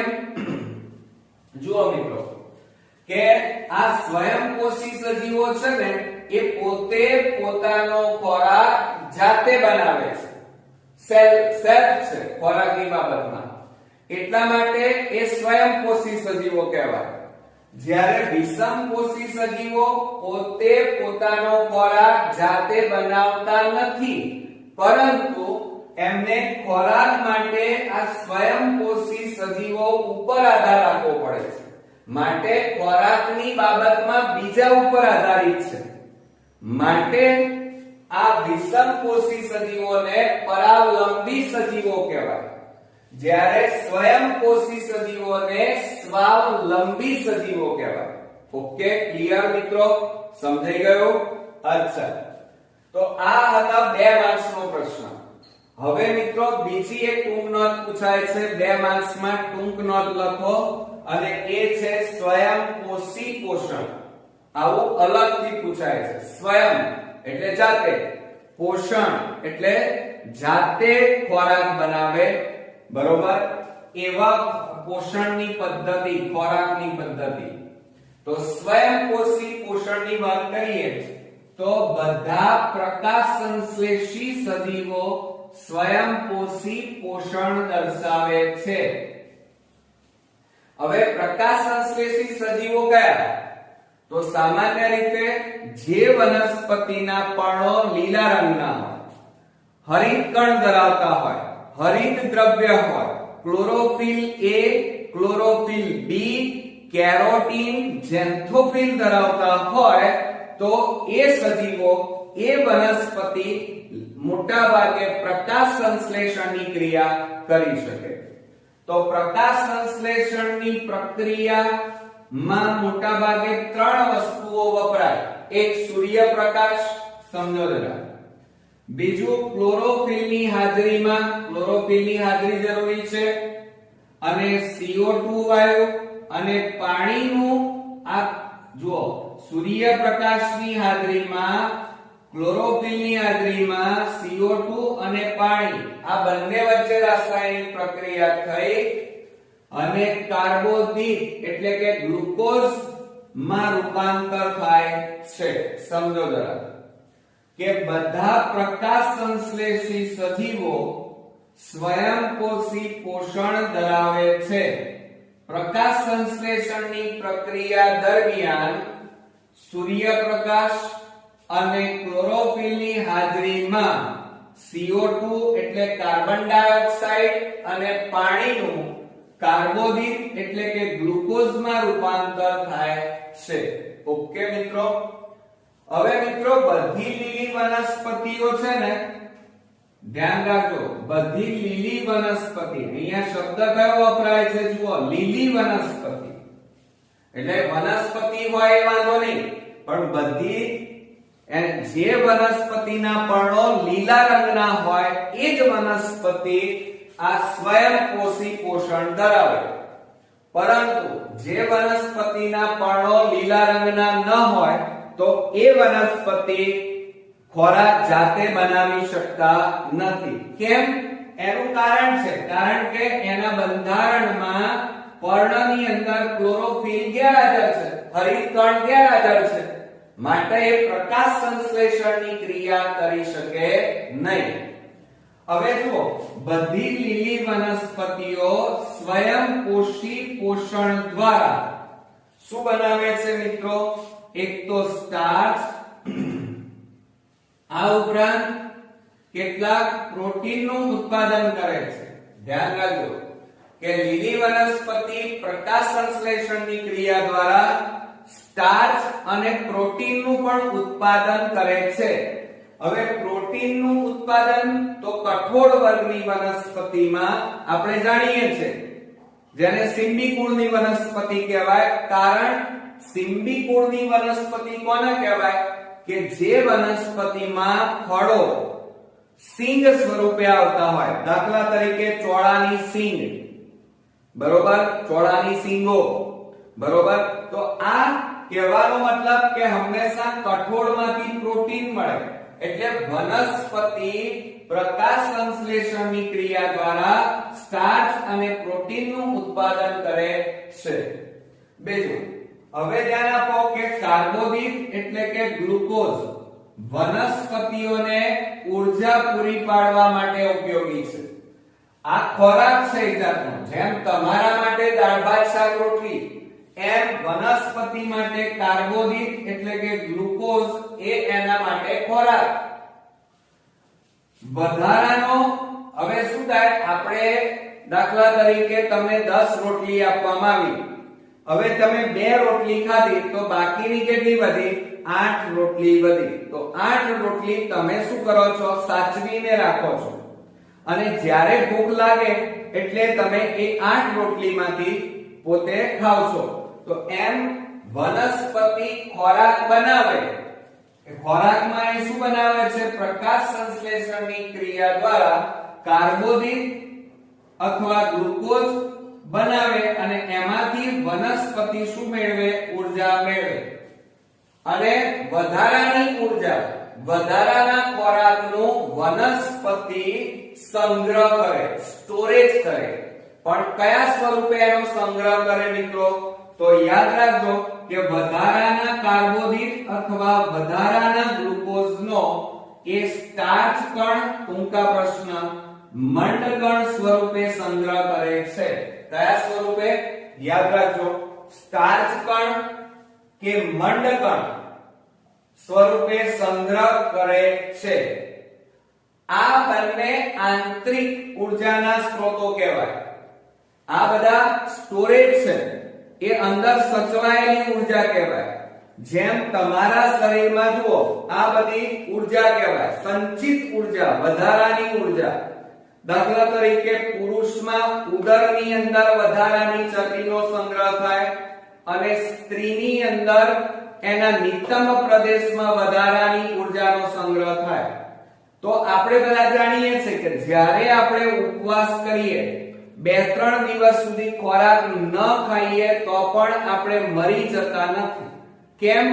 કારણ કે 2-3 દિવસ, અઠવાડિયા સુધી આપણને ખોરાક ન મળે તો આપણા શરીરમાં આંતરિક ઉર્જા સચવાયેલી છે અને એ આંતરિક ઉર્જામાંથી આપણને ઉર્જા મળે છે. એવી જ રીતે વનસ્પતિમાં આંતરિક ઉર્જા કઈ? સ્ટાર્ચ કણ અને મંડકણ છે. અને એ મંડકણ અને સ્ટાર્ચ કણમાંથી એ ખોરાકનો ઉપયોગ કરે છે. તે આંતરિક ઉર્જાની જેમ કાર્ય કરે છે અને વનસ્પતિઓની જરૂરિયાત અનુસાર તેનો ઉપયોગ થાય છે. ઓકે મિત્રો, તો આ વાત કરી સ્વયંપોષી પોષણની કે સ્વયંપોષી પોષણ કોને કહેવાય? તો જે વનસ્પતિના પર્ણો લીલા રંગના હોય, એટલે કે હરિતકણ ધરાવતા હોય, ક્લોરોફિલ ધરાવતા હોય, તો એ વનસ્પતિ પ્રકાશ સંશ્લેષણની ક્રિયામાં સૂર્યપ્રકાશ, જમીનમાંથી પાણી અને વાતાવરણમાંથી CO2 નો ઉપયોગ કરી પોતે પોતાનો ખોરાક એટલે કે કાર્બોદિત, ગ્લુકોઝ જાતે બનાવે છે. હવે લીલી વનસ્પતિ ક્લોરોફિલની હાજરીમાં પ્રકાશ સંશ્લેષણની ક્રિયા કરી જાતે ખોરાક બનાવે છે. માટે આવા પોષણને સ્વયંપોષી પોષણ કહેવાય. બીજું, લીલી વનસ્પતિ પોતે પોતાના રાંધેલા ખોરાકમાંથી ઉર્જા મેળવે છે અને વધારાના ખોરાકનો એ સ્ટાર્ચ કણ અને મંડકણ સ્વરૂપે શરીરમાં સંગ્રહ કરે છે, કોષોમાં સંગ્રહ કરે છે. અને જ્યારે એને આંતરિક ઉર્જા કહેવાય. અને જ્યારે વનસ્પતિને જરૂર હોય ત્યારે વનસ્પતિ આ સ્ટાર્ચ કણ અને મંડકણનો ઉપયોગ કરે છે ખોરાક તરીકે, ઉર્જા તરીકે. ઓકે, ખ્યાલ આવી ગયો મિત્રો? તો મિત્રો, આ સ્વયંપોષી પોષણ એ 2 માર્ક્સમાં બોર્ડમાં ઘણીવાર પૂછાયેલું છે, એટલે તૈયાર કરી નાખજો. હવે મોસ્ટ ઇમ્પોર્ટન્ટ અને બોર્ડમાં વધારે વાર પૂછાયેલા પ્રશ્ન તરફ આગળ વધીએ કે પ્રકાશ સંશ્લેષણ એટલે શું? પ્રકાશ સંશ્લેષણનું સમીકરણ આપી આ ક્રિયામાં થતી ઘટનાઓ જણાવો. હવે પ્રકાશ સંશ્લેષણની ક્રિયા કોણ કરી શકે? તો હું દરેક વખતે સ્પષ્ટીકરણ કરું છું કે લીલી વનસ્પતિ, બધી વનસ્પતિઓની વાત નથી કરતો, પૃથ્વી ઉપરની મોટા ભાગની વનસ્પતિઓના પર્ણો લીલા રંગના છે. હવે લીલો રંગ શેના કારણે હોય? ક્લોરોફિલના કારણે. હરિતકણમાં આવેલું ક્લોરોફિલ નામનું રંજક દ્રવ્ય કણ. તો કહેવાનો મતલબ એ છે કે જે વનસ્પતિ હરિતકણ ધરાવતા હોય, ક્લોરોફિલ ધરાવતા હોય, એ પ્રકાશ સંશ્લેષણની ક્રિયા કરી શકે. અને લીલી વનસ્પતિ સૂર્યપ્રકાશની હાજરીમાં પાણી અને વાતાવરણમાં રહેલા CO2 નો ઉપયોગ કરી અને ખોરાક એટલે કે કાર્બોદિત અને ગ્લુકોઝ બનાવે. આ રાસાયણિક પ્રક્રિયાને પ્રકાશ સંશ્લેષણની પ્રક્રિયા કહેવાય. એટલે કે પ્રકાશ સંશ્લેષણ એટલે પ્રકાશ વપરાયો, પ્રકાશ ઊર્જા વપરાય. તો અહીંયા મિત્રો પ્રકાશ ઊર્જાનું રાસાયણિક ઊર્જામાં રૂપાંતર થયું એમ કહેવાય. તો મિત્રો જોઈએ અહીંયા કે ક્લોરોફિલ ધરાવતા સજીવો સૌર ઊર્જા એટલે કે સૂર્યમાં રહેલી પ્રકાશ ઊર્જા, પાણી અને CO2 નો ઉપયોગ કરી સરળ કાર્બોદિત એટલે કે ગ્લુકોઝ સ્વરૂપે તેમનો ખોરાક તૈયાર કરે છે. આ ક્રિયાને પ્રકાશ સંશ્લેષણ કહેવાય. ફરી એક વખત નજર મારી લઈએ મિત્રો, બરોબર ધ્યાન રાખજો કારણ કે મોસ્ટ ઇમ્પોર્ટન્ટ પ્રશ્ન છે કે ક્લોરોફિલ ધરાવતા સજીવો સૂર્ય ઊર્જા, પાણી અને કાર્બન ડાયોક્સાઇડ નો ઉપયોગ કરી સરળ કાર્બોદિત એટલે કે ગ્લુકોઝ સ્વરૂપે તેમનો ખોરાક તૈયાર કરે છે. આ ક્રિયાને શું કહેવાય? પ્રકાશ સંશ્લેષણની પ્રક્રિયા કહેવાય. એને આપણે સમીકરણ દ્વારા સમજીએ તો જુઓ, એક તો કાર્બન ડાયોક્સાઇડ અને આ વાતાવરણમાં રહેલા કાર્બન ડાયોક્સાઇડ, જમીનમાં રહેલું પાણી અને તે ઉપરાંત મિત્રો અહીંયા કોનો ઉપયોગ થયો છે? સૂર્યપ્રકાશ. કોનો ઉપયોગ થયો છે? સૌર ઊર્જા. એટલે મેં અહીંયા સૌર ઊર્જા બતાવી. તો સૌર ઊર્જાની હાજરીમાં CO2 અને પાણી આ બંને વચ્ચે રાસાયણિક પ્રક્રિયા થઈ ગ્લુકોઝ બને છે, ઓક્સિજન છૂટો પડે છે અને પાણીની વરાળ છૂટી પડે છે. હવે આને સમીકરણ સ્વરૂપે આપણે લખીએ તો જુઓ, 6CO2 એટલે કે 6 કાર્બન ડાયોક્સાઇડ ના અણુ અને 12 પાણીના અણુઓ વપરાય છે, જેના કારણે C6H12O6 એટલે કે ગ્લુકોઝ કાર્બોદિત બને છે અને ઓક્સિજનના 6 અણુ અને પાણીના 6 અણુઓ વાતાવરણમાં મુક્ત થાય છે. બરોબર મિત્રો, આ સમીકરણ મોસ્ટ ઇમ્પોર્ટન્ટ છે. બોર્ડમાં વિભાગ A માં 1 માર્ક્સમાં પણ પૂછાય છે. હવે મિત્રો જુઓ કે આ પ્રકાશ સંશ્લેષણની ક્રિયા કહેવાય અને પ્રકાશ સંશ્લેષણની ક્રિયામાં કેટલીક ઘટનાઓનું નિર્માણ થાય છે અથવા કેટલાક ફેરફારો થાય છે. તો એ આપણે જોઈએ કે ક્લોરોફિલ ધરાવતા, ધ્યાન રાખજો, ક્લોરોફિલ દ્વારા પ્રકાશ ઊર્જાનું શોષણ થાય છે. પ્રકાશ ઊર્જાનું શોષણ કોણ કરી નાખે છે મિત્રો? ક્લોરોફિલ ધરાવતા હરિતકણ. બીજા નંબરમાં જોઈએ તો મેં હમણાં હાલ જ વાત કરી કે પ્રકાશ ઊર્જાનું રાસાયણિક ઊર્જામાં રૂપાંતર થાય છે. શેમાં? યાદ રાખજો કે પ્રકાશ ઊર્જાનું રાસાયણિક ઊર્જામાં રૂપાંતર તથા પાણીના અણુઓનું, હવે આ જે પાણીના અણુઓ છે એ પાણીના અણુઓનું હાઇડ્રોજન, ધ્યાન રાખજો, હાઇડ્રોજન અને ઓક્સિજન, આ ઓક્સિજનમાં વિઘટન થાય છે. યાદ રાખજો. શું થયું? આ પ્રકાશ સંશ્લેષણની પ્રક્રિયા દરમિયાન પ્રકાશ ઊર્જાનું રાસાયણિક ઊર્જામાં રૂપાંતર અને સાથે સાથે પાણીના 12 અણુઓનું આગળ જતા હાઇડ્રોજન અને ઓક્સિજનમાં રૂપાંતર થાય છે. અને છેલ્લે હવે આ જે કાર્બન ડાયોક્સાઇડ વપરાયો તો કાર્બન ડાયોક્સાઇડ નું કાર્બોદિત એટલે કે ગ્લુકોઝમાં રિડક્શન થાય છે. યાદ રાખજો, આ 3 અગત્યની પ્રક્રિયાઓ અહીંયા થાય છે.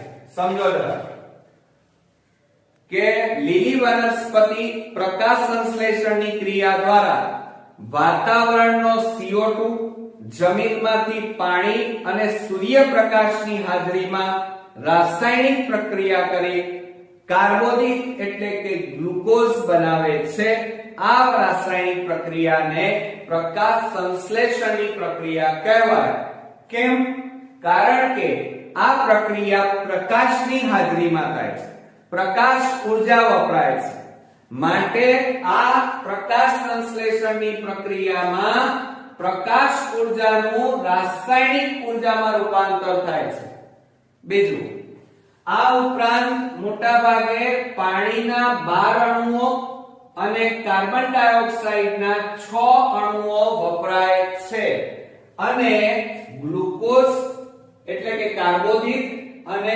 ઓક્સિજનના 6 અને પાણીના 6 અણુઓ વાતાવરણમાં મુક્ત થાય છે મિત્રો ઓકે ખ્યાલ આવ્યો હવે આપણું સમીકરણ સંતુલિત છે કે નહીં એ જરા ચેક કરી લઈએ આપણે એટલે તમારા માટે શંકાનું સમાધાન થઈ જાય અહીંયા જુઓ અહીંયા કાર્બન કેટલા જુઓ આ 6 બરોબર અહીંયા કાર્બન કેટલા 6 હવે અહીંયા જોજો ઓક્સિજન કેટલા 2 અને આ 6 6 દુ 12 હવે આ ઓક્સિજન જુઓ આ રહ્યા 12 આ 12 અને આ 12 12 દુ કેટલા થાય 24 ઓક્સિજન હવે ગણો અહીંયા આ 6 ઓક્સિજન આ કેટલા થાય 6 દુ 12 12 ને 6 18 18 ના આ 6 આ ઓક્સિજન 6 એટલે 18 ના 6 24 થઈ ગયા ક્લિયર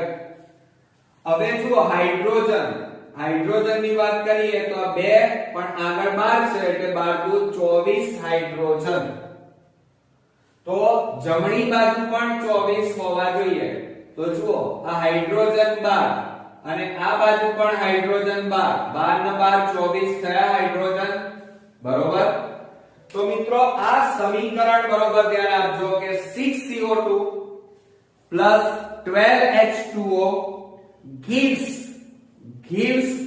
સૂર્યપ્રકાશની હાજરી અને બને છે શું જમણી બાજુ નિપજમાં ગ્લુકોઝ કાર્બોદિત કહેવાય અને 6O2 એટલે કે ઓક્સિજનના 6 અણુઓ અને પાણીના 6 અણુઓ બને છે તો મિત્રો આ હતી પ્રકાશ સંશ્લેષણની ઘટના અને એનું સમીકરણ મિત્રો આ પહેલાના ભાગની અંદર આપણે જૈવિક ક્રિયાઓ અને એના પ્રકારો સાથે સાથે આપણે એમાં પોષણ પદ્ધતિઓ વિશે ચર્ચા કરી આજના વિડિયોની અંદર આપણે વનસ્પતિ પ્રકાશ સંશ્લેષણની ક્રિયા માટે હરિતકણ અને એની અંદર આવેલું ક્લોરોફિલ જવાબદાર છે એના માટેનો આજે પ્રયોગ જોઈશું મિત્રો આ પ્રયોગ બોર્ડમાં 4 માર્ક્સમાં મિત્રો પૂછી શકાય તો બરોબર ધ્યાન રાખીને આ પ્રયોગ જરા સમજી લેજો જેથી કરીને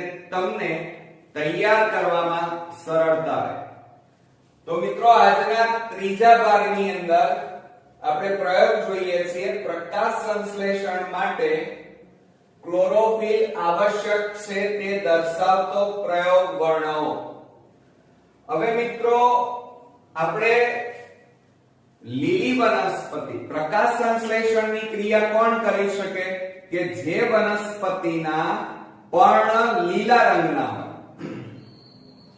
હવે લીલો રંગ કોના કારણે હોય તો આપણે બધા જાણીએ છીએ કે વનસ્પતિનો લીલો રંગ એની અંદર આવેલા હરિતકણના કારણે હોઈ શકે હવે હરિતકણમાં એવું શું ભરાયેલું છે તો લીલા રંગનું હરિત દ્રવ્યમાં શું ભરાયેલું છે ક્લોરોફિલ ક્લોરોફિલના પાછા બે પ્રકાર ક્લોરોફિલ A અને ક્લોરોફિલ B આ ઉપરાંત કેરોટીન અને ઝેન્થોફિલ પણ આવેલા હોય છે અને આ બધાની હાજરી હોય તો જ લીલી વનસ્પતિ પ્રકાશ સંશ્લેષણની ક્રિયા કરી શકે હવે આ ખરેખર ક્લોરોફિલની હાજરીની જરૂર છે એ આપણને ખબર કઈ રીતે પડે તો એના માટેનો આ પ્રયોગ આપણે જોઈશું તો મિત્રો સાધનોની અંદર આપણે ઘરમાં સરળતાથી મળી રહે એ માટે મની પ્લાન્ટ કે ક્રોટોનનો છોડ ઉગાડેલું કુંડું એટલે આપણે આ પ્રયોગની અંદર સામાન્ય રીતે એક તો મની પ્લાન્ટ અને ક્રોટોન નામનો છોડ ઉગાડેલું કુંડું લેવાનું, બેમાંથી ગમે તે લઈ શકો. આ ઉપરાંત બીકર અને જલ પાત્ર કે જેમાં આપણે પાણી ભરી શકાય. હવે પદાર્થોની અંદર આપણે બે વસ્તુ લેવાની છે, એક આલ્કોહોલ અને બીજું છે આયોડીન. આ પદાર્થોમાં લેવાનું છે. હવે આકૃતિ અહીંયા મેં દોરી છે, એ આકૃતિ તમારે ઘરે દોરવાની છે. હવે જુઓ, આ પહેલી આકૃતિ છે, એમાં ડાઘાયુક્ત પર્ણ આ રીતે જોવા મળશે. અને ત્યારબાદ જ્યારે સ્ટાર્ચ કસોટી પછી એનું પર્ણ કેવા કલરનું જોવા મળે તો એની અહીંયા રચના મેં દોરેલી છે. હવે આવું બન્યું કેમ તો એ જોઈએ. પદ્ધતિમાં ધ્યાન આપજો કે વિવિધ રંગી પર્ણો ધરાવતા, ધ્યાન આપજો, વિવિધ રંગી પર્ણો ધરાવતા કુંડામાં ઉગાડેલો મની પ્લાન્ટ અથવા ક્રોટોનનો છોડ લો. ત્યારબાદ આ છોડને 2 થી 3 દિવસ અંધારામાં, એટલે કે સંપૂર્ણપણે અંધારો, જ્યાં પ્રકાશ ન પડતું હોય એવી જગ્યામાં એને રાખો. 2 થી 3 દિવસ એને અંધારામાં રાખ્યા પછી ધ્યાન આપજો, આ છોડને લગભગ 6 કલાક સૂર્યપ્રકાશમાં મૂકો. ધ્યાન આપજો, પહેલા શું કર્યું આપણે? સૌપ્રથમ કુંડાની અંદર મની પ્લાન્ટ હોય એવો અથવા ક્રોટોનનો છોડ આપણે પસંદ કર્યો. આ બંનેમાંથી કોઈ પણ એક છોડને આપણે અંધારામાં, જ્યાં સૂર્યપ્રકાશ મળી ન શકે એવી જગ્યાએ અંધારામાં આપણે આ છોડને 2 થી 3 દિવસ રાખ્યો.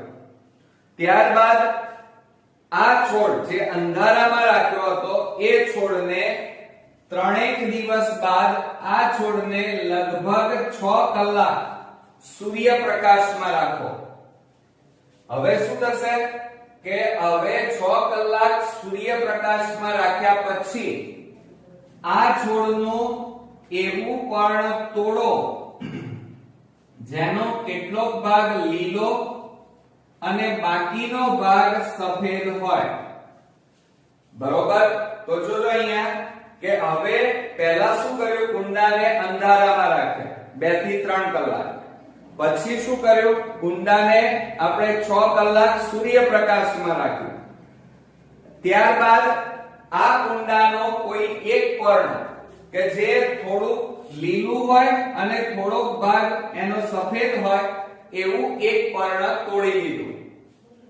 તેના લીલા ભાગને, એ જે પર્ણ છે એનો લીલા ભાગને અંકિત કરો અને તેને એક કાગળ પર દોરી લો.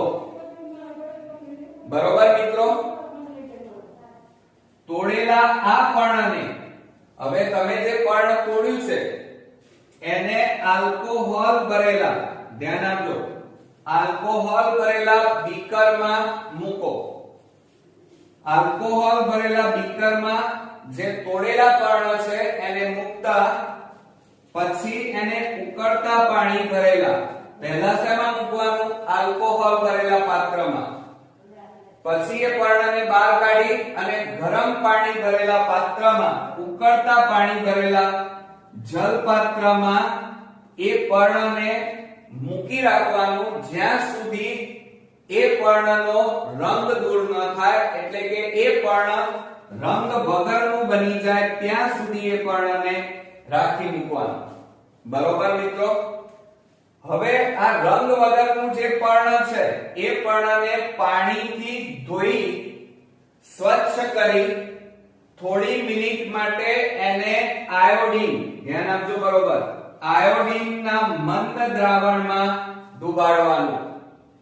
અને ડુબાડ્યા પછી પર્ણના રંગનું અવલોકન કરવાનું અને કાગળ પર શરૂઆતમાં જે દોરેલો અથવા શરૂઆતમાં જે પર્ણ હતું તમારું અડધું લીલું અડધું સફેદ, એમાં શું ફેરફાર થયો એ તમારે અવલોકનમાં નોંધવાનું છે. બરોબર મિત્રો? તો આપણે પદ્ધતિ ફરી એકવાર નજર મારી લઈએ અને પછી અવલોકન જોઈએ. તો જો અહીંયા પ્રકાશ સંશ્લેષણ માટે ક્લોરોફિલની હાજરી જરૂરી છે, એના માટેનો પ્રયોગ અહીંયા ચકાસવાનો છે. તો સાધનોમાં આપણે શું લઈશું? મની પ્લાન્ટ અથવા ક્રોટોનના છોડવાળું કુંડું લઈશું. બરોબર મિત્રો. આ ઉપરાંત બીકર અને જલપાત્ર. ત્યારબાદ પદાર્થોની અંદર આપણે આલ્કોહોલ અને આયોડીન લઈશું. આકૃતિ તમે જોઈ રહ્યા છો. સૌપ્રથમ શું કરવાનું? તો સૌપ્રથમ તમારે મની પ્લાન્ટ ઉગાડેલો હોય એ તંદુરસ્ત કુંડાને લેવાનું. લીધા પછી શું કરવાનું? એ મની પ્લાન્ટના છોડને જ્યાં સંપૂર્ણપણે સૂર્યપ્રકાશ ન મળે એવી જગ્યા એટલે કે અંધારામાં 2 થી 3 દિવસ એ છોડને રાખી મૂકવાનો. 2 થી 3 દિવસ રાખી મૂક્યા પછી એ છોડને બહાર કાઢવાનો અને સૂર્યપ્રકાશમાં મિત્રો 6 કલાક સૂર્યપ્રકાશમાં મૂકી રાખવાનો. પહેલા અંધારામાં 2 થી 3 દિવસ અને સૂર્યપ્રકાશમાં 6 કલાક મૂકી રાખવાનો. પછી આ કુંડામાંનો છોડ છે એ છોડનું એક પર્ણ કે જેનો થોડોક ભાગ લીલો અને બાકીનો ભાગ સફેદ હોય એવું પર્ણ તોડી લેવાનું. એટલે લીલો અને સફેદ રંગ વાળું પર્ણ તોડી લીધા પછી ધ્યાન આપજો, એનો જે લીલો ભાગ છે ને એ તમારે કાગળ ઉપર દોરી દેવાનો. તો કયા ભાગમાં લીલો રંગ છે? બરોબર. પછી આ પર્ણને સૌપ્રથમ આલ્કોહોલનું દ્રાવણ લેવાનું એક પાત્રમાં અને એમાં આ પર્ણને ડુબાડવાનું. ડુબાડ્યા પછી આ પર્ણને બહાર કાઢી ગરમ ઉકળતા પાણીમાં આ પર્ણને ડુબાડી દેવાનું. હવે ડુબાડી રાખો ક્યાં સુધી? તો જ્યાં સુધી આ પર્ણ સંપૂર્ણપણે રંગ વગરનું બની જાય એટલે કે રંગ વિહીન થઈ જાય ત્યાં સુધી ગરમ પાણીમાં ઉકળતા પાણીમાં પર્ણને ડુબાડી રાખો. પછી આ પર્ણને બહાર કાઢવાનું. બહાર કાઢ્યા પછી આ રંગ વગરનું જે પર્ણ છે એને આયોડીનના મંદ દ્રાવણમાં ડુબાડવાનું. બરોબર મિત્રો. ડુબાડ્યા પછી આ પર્ણના રંગમાં શું ફેરફાર થાય છે એ આપણે અવલોકનમાં નોંધવાનું છે. ઓકે મિત્રો. તો હવે આપણે અવલોકન તરફ આગળ વધીએ. તો ધ્યાન આપજો કે છોડને 2 થી 3 દિવસ આપણે શેમાં રાખ્યું છે? અંધારામાં. હવે અંધારામાં રાખો એટલે સૂર્યપ્રકાશ ન મળે. હવે સમજો હો બરોબર કે છોડને અંધારામાં રાખો એટલે સૂર્યપ્રકાશ ગેરહાજર હોય. હવે સૂર્યપ્રકાશ ગેરહાજર હોય તો પ્રકાશ સંશ્લેષણની ક્રિયા થાય નહીં અને સૂર્યપ્રકાશ ન મળે, પ્રકાશ સંશ્લેષણની ક્રિયા ન થાય તો ખોરાક રંધાય નહીં એટલે કે કાર્બોદિત ગ્લુકોઝ બને નહીં. તો એવા સમયે આ વનસ્પતિ પોતાનું અસ્તિત્વ ટકાવી રાખવા માટે પોતાની અંદર રહેલી જે આંતરિક ઊર્જા છે એટલે કે સ્ટાર્ચ કહેવાય. આંતરિક ઊર્જા કયા સ્વરૂપે છે? તો વનસ્પતિમાં સંચિત ખોરાક જે છે એ ખોરાક એટલે સ્ટાર્ચ અને આ સ્ટાર્ચને એ વાપરે છે. એટલે 2 થી 3 દિવસ તમે એને વનસ્પતિએ ઉપવાસ કર્યો એમ કહેવાય. પણ તેમ છતાં આ વનસ્પતિ 2 થી 3 દિવસ ઉપવાસ કર્યો એટલે કે એને સૂર્યપ્રકાશ ન મળ્યો તો પણ એ જીવંત રહી શકે છે. કેમ? કારણ કે વનસ્પતિના કોષોમાં આંતરિક ઊર્જા સ્ટાર્ચ સ્વરૂપે મંડકણો સ્વરૂપે સંગ્રહાયેલી છે અને એ સ્ટાર્ચ વાપરી અને પોતે પોતાની દૈનિક જૈવિક ક્રિયાઓ કરી શકે છે.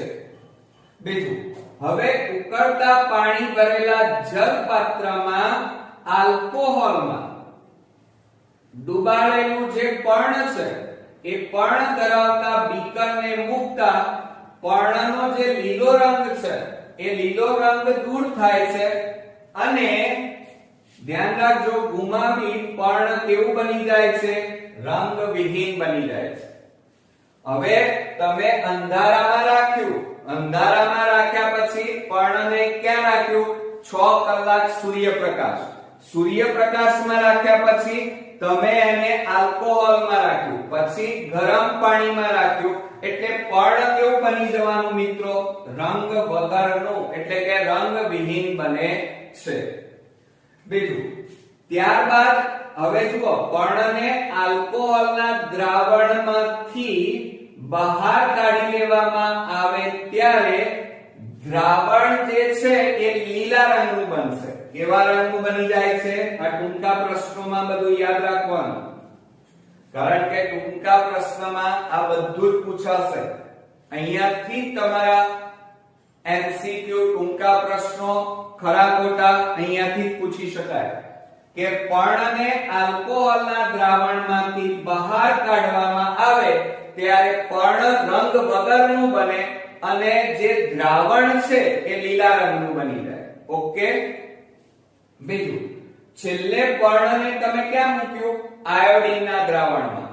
તો આયોડીનના દ્રાવણનો ઉપયોગ કરી આપણે સ્ટાર્ચની હાજરી, ધ્યાન રાખજો, મોસ્ટ ઇમ્પોર્ટન્ટ, સ્ટાર્ચની હાજરી ચકાસવા માટે આયોડીનનો ઉપયોગ થાય છે. એટલે બોર્ડમાં પૂછી શકાય ટૂંકા પ્રશ્નમાં કે સ્ટાર્ચની હાજરી ચકાસવા કયું દ્રાવણ વપરાય છે? તો આયોડીન. હવે આયોડીનના દ્રાવણ વડે પર્ણ ફક્ત એ વિસ્તારો જ સ્ટાર્ચની હાજરી દર્શાવે છે જ્યાં ક્લોરોફિલ હોય. તો મિત્રો આ જે કાળા ભાગ કર્યા છે મેં, જુઓ આ ભાગ દેખાય છે તમને, એ ભાગ મોટા ભાગે ઘાટા બની જાય છે, બરોબર, રંગ પરિવર્તન થઈ જાય છે. તો આયોડીન થી આ જે કાળા ભાગ દેખાય છે એ જુઓ, આમ છેલ્લે પર્ણ કેવું હતું? રંગ વગરનું હતું, બરોબર. પણ છેલ્લે આ રંગ વગરના પર્ણને, રંગવિહીન પર્ણને આપણે છેલ્લે શેમાં મૂક્યું? આયોડીનમાં. અને આયોડીન એ સ્ટાર્ચની હાજરી બતાવે છે. તો સ્ટાર્ચ ક્યાં હોય? ક્લોરોફિલમાં. તો આ ભાગમાં ક્લોરોફિલ છે, માટે મોટા ભાગે આ બધા અભિરંજિત આટલા ભાગો થાય છે અને એ ભાગ ઘાટા બને છે, આયોડીન થી અભિરંજિત થાય છે, પલળે છે. અભિરંજિત એટલે પલળે, અને આયોડીનનો કલર એ લોકો ધારણ કરે છે. અને આ જે ઘાટા આપણને ટપકા દેખાય છે એ ક્લોરોફિલની હાજરી સૂચવે છે. તો મિત્રો આયોડીનના દ્રાવણ વડે પર્ણ ફક્ત એ વિસ્તારો જ, ધ્યાન રાખજો, પર્ણ એ જ વિસ્તારો સ્ટાર્ચની હાજરી દર્શાવે છે કે જ્યાં ક્લોરોફિલ હોય. અને આ ક્લોરોફિલની હાજરી કોના દ્વારા ચકાસી શકાય? આયોડીનના દ્રાવણ દ્વારા, બરોબર. તો હવે આપણને ખ્યાલ આવી ગયો હશે. તો હવે આપણે નિર્ણયમાં લખી શકીએ કે આ પ્રયોગ દ્વારા સાબિત થાય છે કે પ્રકાશ સંશ્લેષણની ક્રિયા માટે ક્લોરોફિલ જરૂરી છે અને વધારાનો જે ગ્લુકોઝ, વધારાનો ખોરાક એ આંતરિક ઊર્જા તરીકે, એટલે કે સ્ટાર્ચ સ્વરૂપે સંગ્રહ થાય છે. એટલે અહીંયા ટૂંકા પ્રશ્ન પૂછી શકાય કે મિત્રો પ્રકાશ સંશ્લેષણની ક્રિયા માટે કયું દ્રવ્ય જવાબદાર છે? તો ક્લોરોફિલ, બરોબર. અને સાથે સાથે વધારાનો ગ્લુકોઝ વનસ્પતિમાં કયા સ્વરૂપે સંગ્રહ થાય છે? તો મિત્રો સ્ટાર્ચ સ્વરૂપે સંગ્રહ થાય છે. ઓકે, ખ્યાલ આવી ગયો આખા પ્રયોગમાં. તો હવે આપણે ક્વિક એકદમ સરળતાથી આનું રિવિઝન કરી લઈએ, એટલે આ પ્રયોગ તમારો અહીંયા જ પાકો થઈ જાય. તો મિત્રો આપણે અહીંયા વનસ્પતિમાં પ્રકાશ સંશ્લેષણની ક્રિયા માટે ક્લોરોફિલ દ્રવ્ય જવાબદાર છે અથવા એની હાજરી જરૂરી છે એ તપાસવા માટેનો ચકાસવા માટેનો પ્રયોગ જોઈએ. તો સાધનોમાં આપણે મની પ્લાન્ટ અથવા ક્રોટોનનો છોડ, જલપાત્ર, બીકર લઈશું. આ ઉપરાંત પદાર્થોમાં આયોડીન અને આલ્કોહોલનું દ્રાવણ લઈશું. બરોબર? આકૃતિ તો હવે તમને આવડશે દોરતા. સ્ક્રીનશોટ પાડી અને તમે સરસ સુંદર આકૃતિ દોરજો.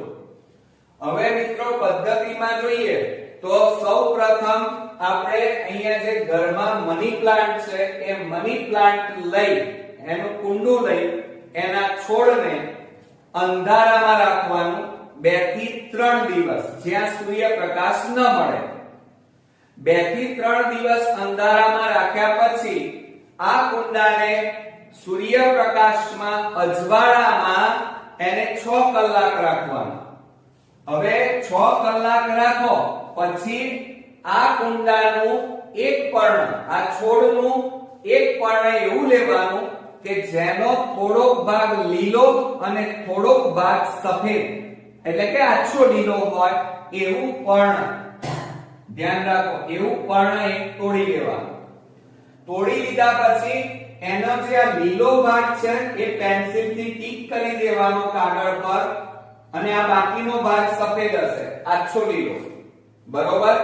પછી શું કરવાનું? આ પર્ણને આલ્કોહોલના દ્રાવણમાં પલાળવાનું, ડુબાડવાનું.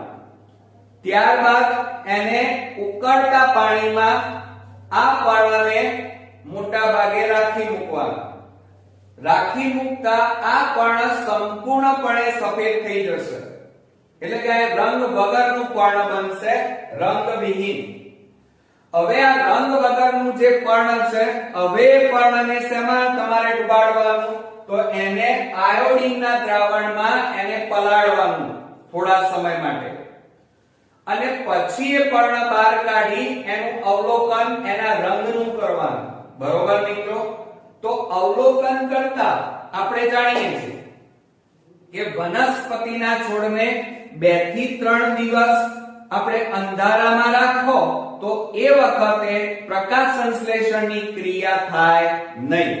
તો એ વખતે દરેક વનસ્પતિ અંધારામાં આંતરિક ઊર્જા એટલે કે સ્ટાર્ચનો ઉપયોગ કરે. ઓકે? બીજું, હવે પાણી આપણે ઉકળતા પાણી ભરેલા જલ પાત્રમાં અને આલ્કોહોલમાં ડુબાડેલા પર્ણ ધરાવતા બીકરને મૂકતા પર્ણનો લીલો રંગ દૂર થાય છે. તમને ખબર છે કે પર્ણને પહેલા શેમાં મૂક્યું? આલ્કોહોલ. ત્યારબાદ ગરમ પાણીમાં. હવે ગરમ પાણીમાં મૂકો એટલે એને એ પર્ણ સંપૂર્ણપણે રંગ વગરનું થઈ જાય અને દ્રાવણ લીલા રંગનું બની જાય. દ્રાવણ કેવા રંગનું બની જશે? લીલા રંગનું. હવે પર્ણ જોજો, હવે પર્ણને બહાર કાઢો અને બહાર કાઢ્યા પછી છેલ્લે આયોડીનના દ્રાવણમાં મૂકતા જે ભાગમાં ક્લોરોફિલ હતો એ ભાગ ઘાટો બની જાય છે. આમ તો પર્ણ છેલ્લે કેવું બની ગયું હતું? રંગ વગરનું, રંગવિહીન. પણ હવે છેલ્લે એને આ પર્ણને આપણે આયોડીનના દ્રાવણમાં મૂકતા જે જગ્યાએ ક્લોરોફિલ હોય એ ભાગ ઘાટો બની જાય છે. એટલે એનો મતલબ એ થયો કે આયોડીનના દ્રાવણ વડે પર્ણ ફક્ત એ વિસ્તારો સ્ટાર્ચની હાજરી દર્શાવે છે જ્યાં ક્લોરોફિલ હોય. એટલે આયોડીનના દ્રાવણનો ઉપયોગ સ્ટાર્ચની હાજરી ચકાસવા માટે થાય છે. બરોબર મિત્રો? તો છેલ્લે નિર્ણયમાં અને શોર્ટ ક્વેશ્ચનમાં પૂછી શકાય કે વનસ્પતિએ પ્રકાશ સંશ્લેષણની ક્રિયા કરવા માટે હરિત કણમાં ક્લોરોફિલ નામનું હરિત દ્રવ્યમાં ક્લોરોફિલ નામનું રંજક દ્રવ્ય કણ, યાદ રાખજો મિત્રો, હરિત કણમાં હરિત દ્રવ્યમાં રંજક દ્રવ્ય કણ. બરોબર? આ એટલે કે ક્લોરોફિલ હાજર હોવું જરૂરી છે. જો ક્લોરોફિલ હાજર હોય વનસ્પતિમાં તો જ વનસ્પતિ પ્રકાશ સંશ્લેષણની ક્રિયા કરી શકે. બરોબર મિત્રો? આ ઉપરાંત વનસ્પતિ પ્રકાશ સંશ્લેષણની ક્રિયા કરી જે ખોરાક બનાવે એમાં વધારાની ઉર્જાનો એ પોતાના કોષોમાં આંતરિક ઉર્જા સ્વરૂપે એટલે કે સ્ટાર્ચ સ્વરૂપે એમાં સંગ્રહ કરે છે. ઓકે, સમજાઈ ગયું મિત્રો? હવે બીજી બાબત એક ખાસ અગત્યની હું સમજાવી દઉં જેથી તમને વધારે ખ્યાલ આવી જશે કે કોઈ પણ પૃથ્વીમાં રહેલી લીલી વનસ્પતિમાં કયું અંગ મોટા ભાગે લીલા કલરનું હોય? પર્ણ. અને પર્ણ લીલો રંગ કેમ હોય? તો પર્ણની અંદર શું આવેલું હોય? હરિતકણ નામની અંગિકા આવેલી હોય. હરિતકણમાં શું આવેલું હોય? હરિત દ્રવ્ય ભરાવેલું હોય. આ હરિત દ્રવ્યમાં બીજું શું આવેલું હોય? તો ક્લોરોફિલ. ધ્યાન રાખજો, ક્લોરોફિલ નામનું રંજક દ્રવ્ય કણ આવેલું હોય. એટલે કે ક્લોરોફિલ બે પ્રકારના હોય, ક્લોરોફિલ A અને ક્લોરોફિલ B. આ ઉપરાંત હરિત દ્રવ્યમાં કેરોટીન, ધ્યાન આપજો બરોબર, અને ઝેન્થોફિલ નામનું દ્રવ્ય પણ આવેલું હોય છે. અને જો પર્ણ આ બધું જ ધરાવે તો જ એ પ્રકાશ સંશ્લેષણની ક્રિયા કરી શકે. ઓકે મિત્રો? તો શોર્ટ ક્વેશ્ચનમાં બરોબર આ ધ્યાન આપજો કે પર્ણનો લીલો રંગ હરિતકણના કારણે, હરિતકણમાં હરિત દ્રવ્યમાં chlorophyll A, chlorophyll B, carotene અને ઝેન્થોફિલ નામના રંજક દ્રવ્ય કણ આવેલા હોય છે. ઓકે? તો મિત્રો આ હતો આપણો ત્રીજા ભાગમાં ક્લોરોફિલ માટેની ચકાસણી માટેનો અગત્યનો પ્રયોગ. ચેપ્ટર 6 જૈવિક ક્રિયાઓ ભણી રહ્યા છીએ. મિત્રો આ ચેપ્ટરના આજે ચોથા ભાગની અંદર આપણે પર્ણનો ઊભો છેદ અને પર્ણની અંદર હરિતકણની હાજરી આપણે જોવાની છે અને સાથે સાથે વનસ્પતિ ઉત્સર્જનની ક્રિયા કેવી રીતે કરે છે એના વિશે આપણે ચર્ચા કરીશું. આ પહેલા આ ચેપ્ટરના આપણે કુલ 3 અગત્યના ભાગો જોઈ ચૂક્યા છીએ અને કદાચ મિત્રો જો તમારે જોવાના બાકી હોય તો અચૂકથી જોઈ લેજો, કારણ કે ટેક્સ્ટ બુકની બધી જ થિયરીના વિડિયો હું બનાવી અને અપલોડ કરી રહ્યો છું. તો ચાલો મિત્રો જોઈએ. હવે આજના ટોપિકની અંદર મિત્રો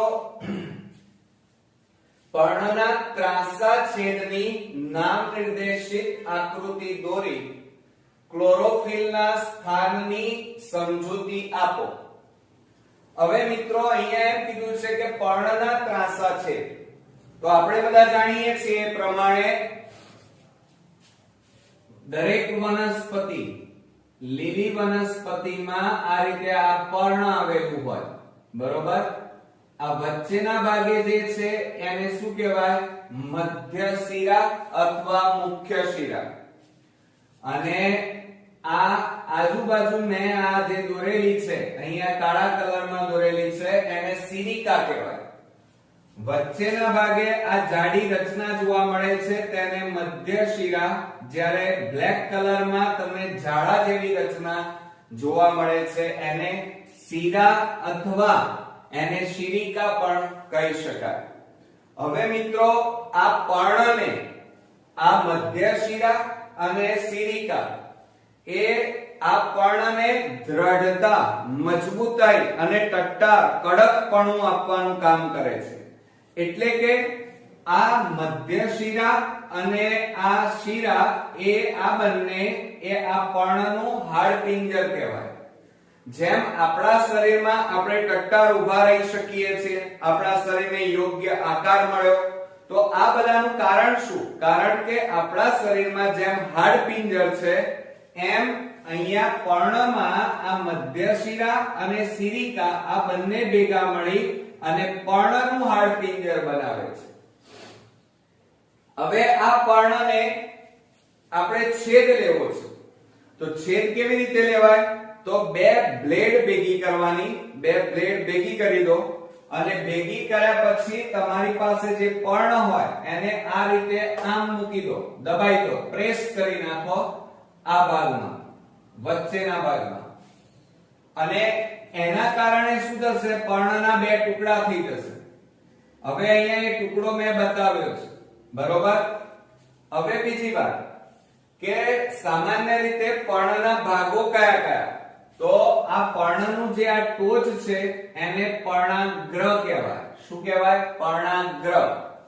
બીજું આ જે દેખાય છે એને પર્ણ કિનારી કહેવાય. શું કહેવાશે મિત્રો? પર્ણ કિનારી.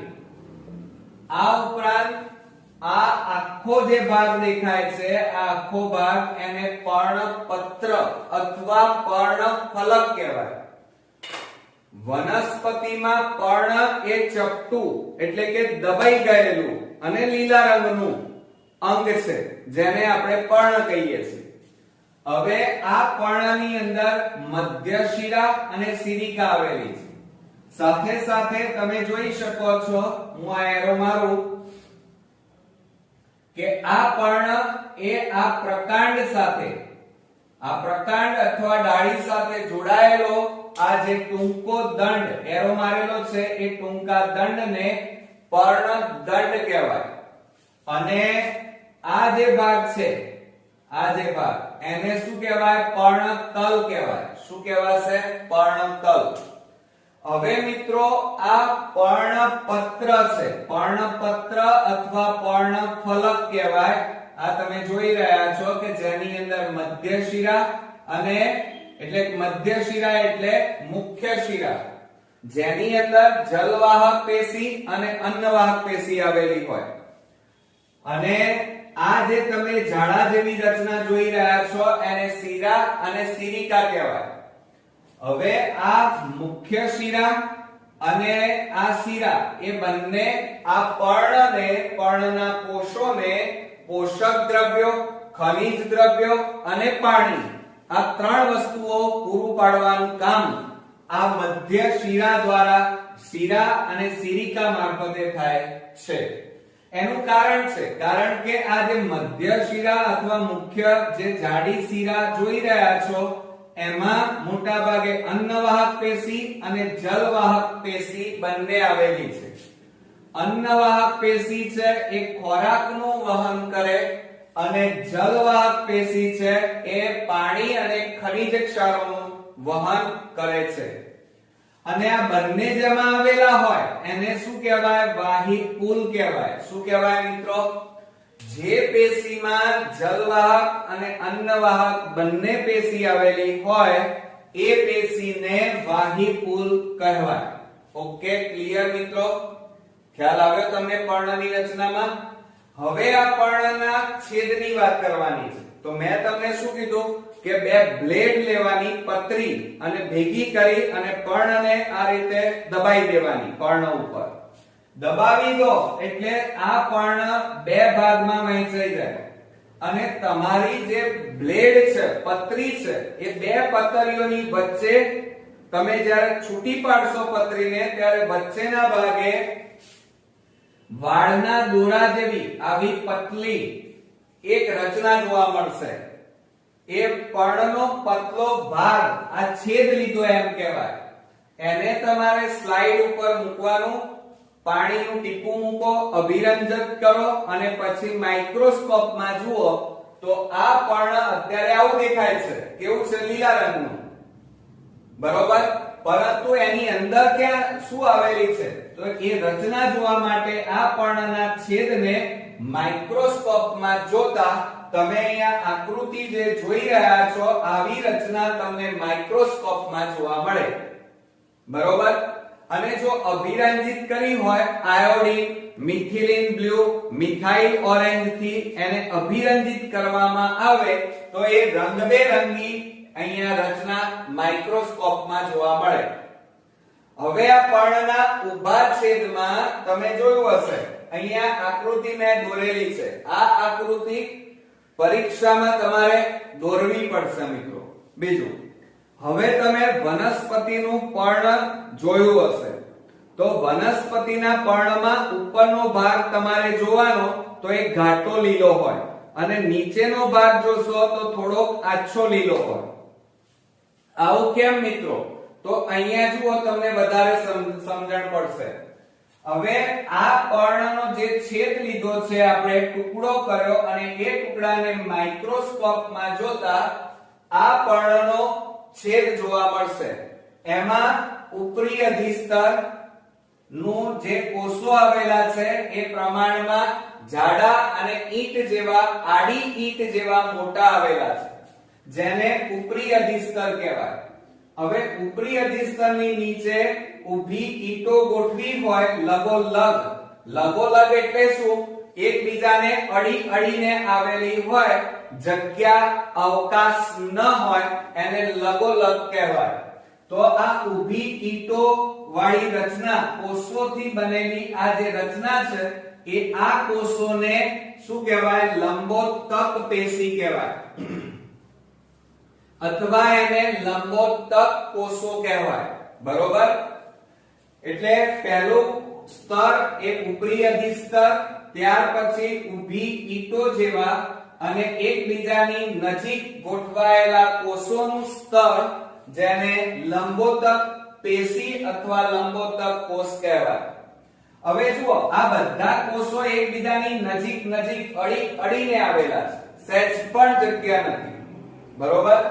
પણ એની નીચે તમે જુઓ તો ગોળ આકારના, એકદમ ગોળ નહીં પણ ગોળ, લંબગોળ આકારના અને આડા અવળા, જુઓ આડા અવળા ગોઠવાયેલા છે.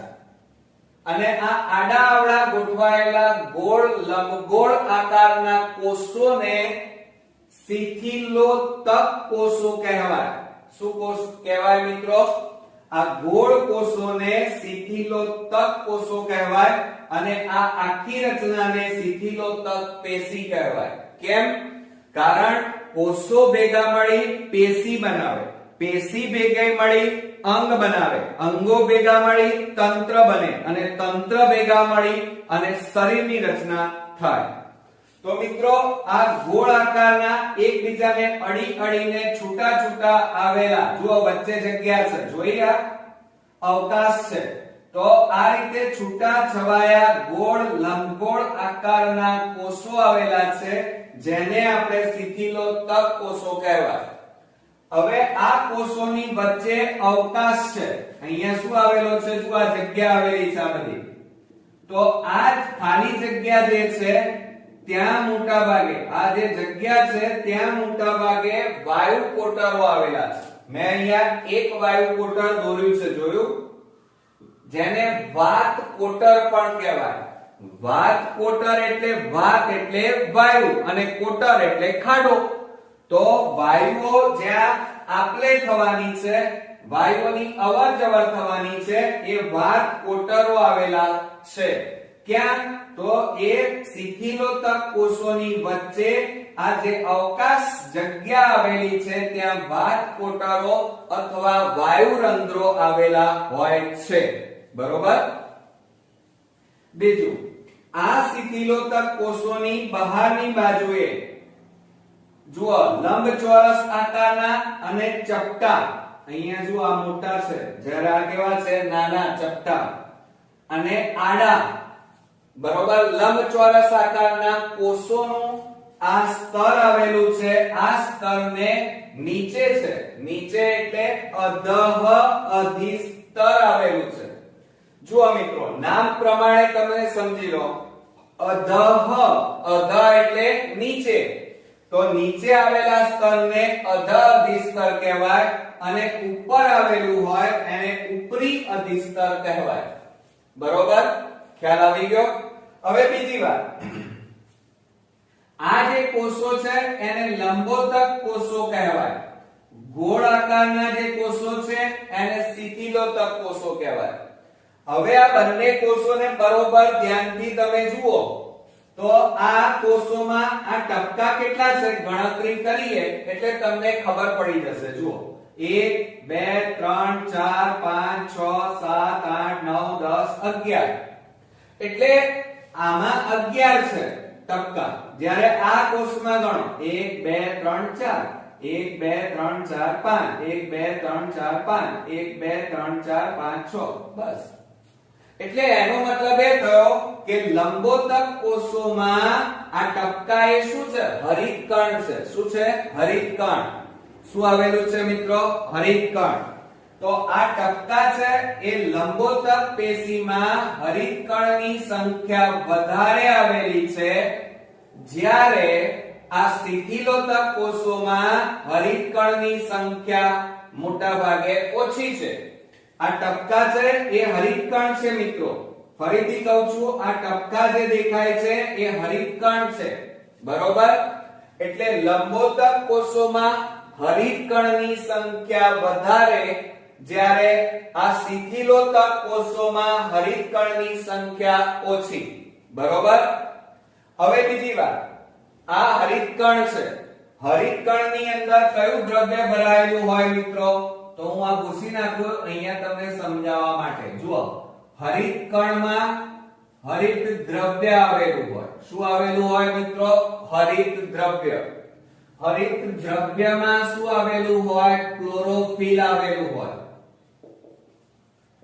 શું આવેલું હોય ક્લોરોફિલ હવે ક્લોરોફિલ આવેલું છે અને હરિત દ્રવ્યનો રંગ કયો છે લીલો સમજો જરા બરોબર હવે તમે પર્ણને જોયું હશે તો પર્ણમાં બંને ભાગ ઉપરનો ભાગ અને નીચેનો ભાગ બંને ધ્યાનથી જોશો તો ઉપરનો ભાગ ઘાટો લીલો દેખાય છે અને નીચેનો ભાગ આછો લીલો દેખાય છે કેમ તમને ખબર પડી ગઈ કેવી રીતે તો ઉપરના ભાગે આ લાલ ટપકા મેં કર્યા છે એને હરિતકણ કહેવાય એટલે ટપકાઓની સંખ્યા જુઓ ઉપરી અધિસ્તરમાં મોટા ભાગે ઉપરી અધિસ્તર એટલે આ ઉપરનો ભાગ તો ઉપરી અધિસ્તરમાં હરિતકણની સંખ્યા વધારે છે જ્યારે નીચેનો ભાગ એટલે અધ અધિસ્તર અને અધ અધિસ્તર તરફ હરિતકણની સંખ્યા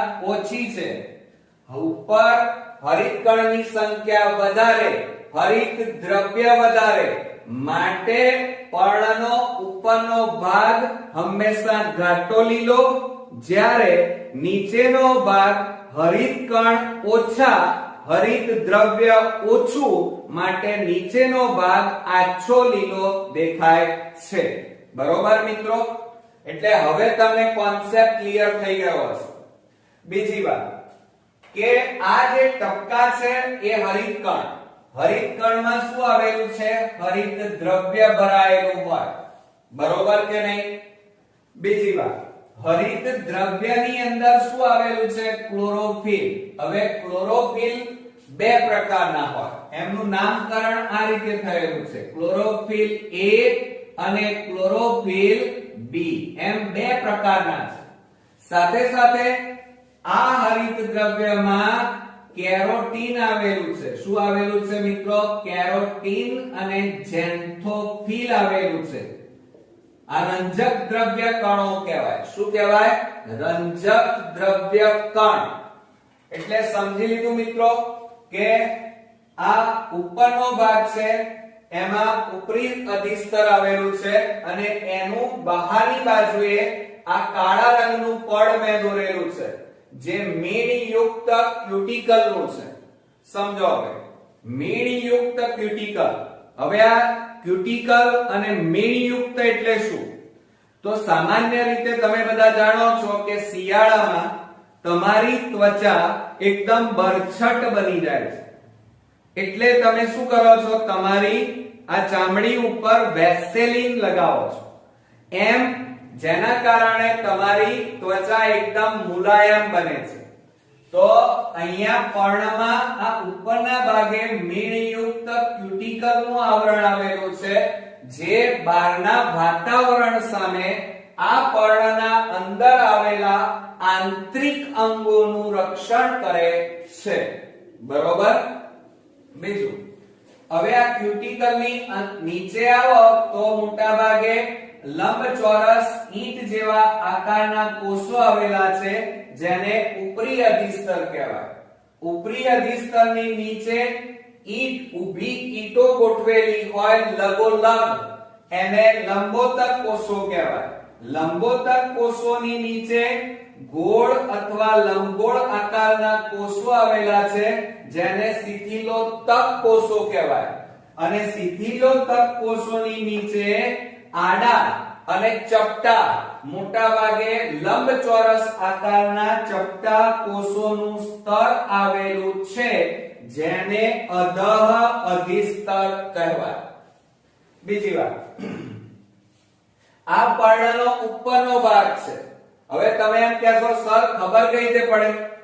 તો મિત્રો જે બાજુ આ લંબોતક કોષો આવેલા હોય, લંબોતક કોષોની બહાર જે સ્તર હોય એને ઉપરી અધિસ્તર કહેવાય અને શિથિલોતક કોષોની બહાર જે સ્તર હોય એને અધઃ અધિસ્તર કહેવાય. હવે ક્લિયર? બીજું, આ લંબોતક કોષો ઊભી ઈંટ જેવા છે અને એમાં આ ટપકા સ્વરૂપે આવેલા છે એને હરિતકણ કહેવાય. લંબોતક કોષોમાં હરિતકણની સંખ્યા વધારે, હરિત દ્રવ્ય વધારે, ક્લોરોફિલ વધારે, માટે પર્ણનો ઉપરનો ભાગ ઘાટો લીલો. જ્યારે શિથિલોતક કોષોમાં આ ટપકાની સંખ્યા એટલે કે હરિતકણની સંખ્યા ઓછી, હરિત દ્રવ્ય ઓછું, હરિતકણ એટલે કે ક્લોરોફિલ ઓછું, માટે આ પર્ણનો નીચેનો ભાગ હોય એ આછો લીલો લાગે. ક્લિયર? હવે આવડશે ને પર્ણની રચનામાં. બીજું, આ ઉપરાંત પર્ણમાં વચ્ચે વચ્ચે જગ્યામાં તમને વાહિપુલ જોવા મળશે. અમે વાહિપુલ એટલે શું? તો ગોળ આકારની રચના આવેલી હોય. હું અહીંયા દોરું છું, અહીંયા બતાવી નથી આપણે, પણ આ જે મેં વાયુ કોટરો બતાવેલા છે એવા ગોળ સમજો જરા. આ રીતે આવેલું હોય અને એમાં એક ઉપરના ભાગે આ રીતે બે ભાગ આવેલા હોય. આવા ગોળ કુંડાળા તમને વચ્ચે વચ્ચે જોવા મળશે. બરોબર મિત્રો? તો એ શું બતાવે છે? તો ઉપરની બાજુએ જલવાહક પેશી અને નીચેની બાજુએ અન્નવાહક પેશી. આ બંને પેશીઓ જેમાં આવેલી હોય એને વાહિપુલ કહેવાય. શું કહેવાય? વાહિપુલ. ઓકે, ચાલો મિત્રો, હવે આ પ્રશ્ન તમને બરોબર સમજાઈ ગયો હશે. તમારે પરીક્ષાની અંદર આ પર્ણ પણ દોરવાનું છે અને આ આકૃતિ પણ દોરવાની છે. 3 માર્ક્સમાં પૂછાશે. હવે જો અહીંયા ઉપરી અધિસ્તર અને અધઃ અધિસ્તરની વચ્ચે, આ ઉપરી અધિસ્તર અને આ અધઃ અધિસ્તરની આ વચ્ચે જો આવેલા કોષો લીલા રંગના ટપકાઓ ધરાવે છે. મેં અહીંયા લાલ રંગ ટપકા અને વાદળી ટપકા જોયા છે. જોયા? દોર્યા છે?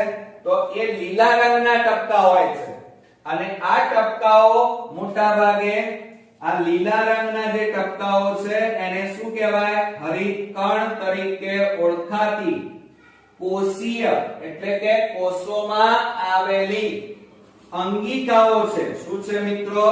અંગિકાઓ. આ હરિતકણ એક અંગિકા છે, યાદ રાખજો. હરિતકણ અંગિકામાં, હરિતકણની અંદર શું આવેલું હોય? હરિત દ્રવ્ય ભરાયેલું હોય. બરોબર? અને એ હરિત દ્રવ્યમાં આપણે શું આવેલું હોય? ક્લોરોફિલ આવેલું હોય છે. બરોબર? અને આ હરિત દ્રવ્ય, આ ક્લોરોફિલ રંગે કેવા છે? લીલા રંગના છે, માટે પર્ણ આપણને કેવું લાગે છે? લીલા રંગનું લાગે છે. બીજી વાત કે મિત્રો ધ્યાન રાખજો, હવે આ ઉપરી અધિસ્તર અને આ અધઃ અધિસ્તર, આ બંને અધિસ્તરની વચ્ચે આ જે ભાગ આવેલો છે એને પર્ણ મધ્ય પેશી કહેવાય. યાદ રાખજો. શું કહેવાય? પર્ણ મધ્ય પેશી. કે પર્ણમાં ઉપરી અધિસ્તર અને અધઃ અધિસ્તરની વચ્ચે આવેલા ભાગને પર્ણ મધ્ય પેશી કહેવાય. બરોબર? ક્લિયર? તો આ હતો મિત્રો આપણે ક્લોરોફિલ પર્ણનો ઉભાછેદની વાત કરી. હવે વનસ્પતિ ઉત્સર્જન કેવી રીતે કરે છે? ઉત્સર્જન એટલે શું? તો મિત્રો વનસ્પતિ શરીરમાં જૈવિક ક્રિયાઓના અંતે નકામો કચરો ઉત્પન્ન થાય છે. આ નકામા કચરાને વનસ્પતિ જુદી જુદી રીતે શરીરમાંથી બહાર નિકાલ કરે છે.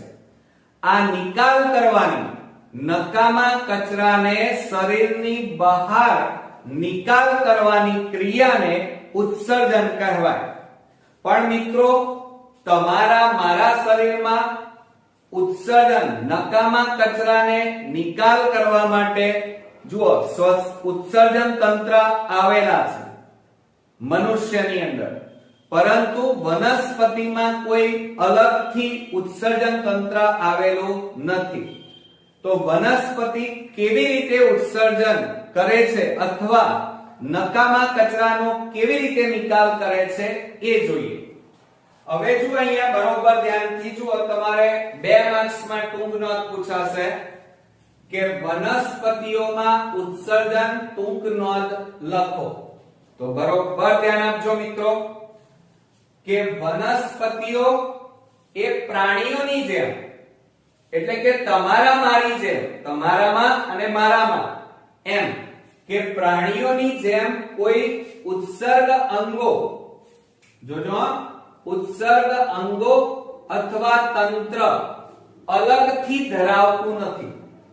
જેમ આપણામાં ઉત્સર્જન તંત્રો, ઉત્સર્જન અંગો, જુઓ નકામો વાયુ નાક દ્વારા બહાર કાઢીએ, મૂત્ર બહાર કાઢીએ, મળ બહાર કાઢીએ, તો આવી રીતે પ્રસ્વેદ ગ્રંથિ દ્વારા પરસેવો બહાર નીકળે. આવી રીતે આપણા શરીરમાં અલગ અલગ અંગો અને ઉત્સર્જનની ક્રિયા માટે નકામા કચરાનો નિકાલ કરવા માટે ઉત્સર્જન તંત્ર આવેલું છે. પણ વનસ્પતિમાં આવું કોઈ અલગથી તંત્ર આવેલું નથી. આમ છતાં તેમાં વિવિધ રીતે ઉત્સર્જન જોવા મળે છે. હવે મિત્રો પહેલું તો પ્રશ્ન તમને એ થાય કે સર ઉત્સર્જન એટલે શું? તો શરીરમાં, વનસ્પતિ શરીરમાં ઉત્પન્ન થતા નકામા કચરા જે ઘન સ્વરૂપે પણ હોય, પ્રવાહી સ્વરૂપે પણ હોય અને વાયુ સ્વરૂપે પણ હોય, તો આ ત્રણેય સ્વરૂપે આવેલા નકામા કચરાને શરીરની બહાર નિકાલ કરવાનો, ફેંકી દેવાની જે ક્રિયા છે એ ક્રિયાને ઉત્સર્જન કહેવાય. હવે એમાં પહેલું જોઈએ. જો વનસ્પતિઓમાં પ્રકાશ સંશ્લેષણની ક્રિયા દરમિયાન નકામી નિપજ તરીકે ઉદ્ભવતો O2 વાયુ, આપણામાં કયો વાયુ ઉત્પન્ન થાય છે? નકામો CO2. જ્યારે વનસ્પતિમાં ધ્યાન રાખજો કયો વાયુ? ઓક્સિજન વાયુ એ નકામી નિપજ છે જે વાતાવરણમાં સીધો મુક્ત કરાય છે. પણ શેના દ્વારા મિત્રો? તો આ વાત કોટરો, વાયુ કોટરો અથવા વાયુ રંધ્ર, આના દ્વારા નકામા બિનઉપયોગી ઓક્સિજન વાયુને શરીરની બહાર નિકાલ કરવામાં આવે છે, વાતાવરણમાં ફેંકી દેવામાં આવે છે. બીજા નંબરમાં જોઈએ તો વનસ્પતિની બાષ્પોત્સર્જન.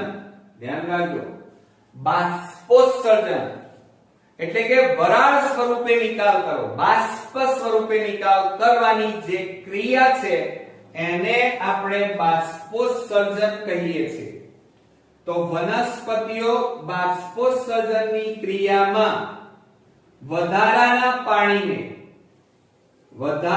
પાણીને વાયુરંધ્રો દ્વારા વધારાના પાણીને બાષ્પ સ્વરૂપે, વરાળ સ્વરૂપે એનો બહાર નિકાલ કરે છે. તો હવે સમજો, હવે તમને ખ્યાલ આવી ગયો હશે. તમે નાના ધોરણોમાં ભણી ગયા છો, કદાચ તમને ખ્યાલ નહીં હોય. માનો એક વનસ્પતિ 1 ડોલ જેટલું રોજનું પાણી પીવે છે. કેટલું પાણી પીવે છે? રોજનું 1 ડોલ જેટલું.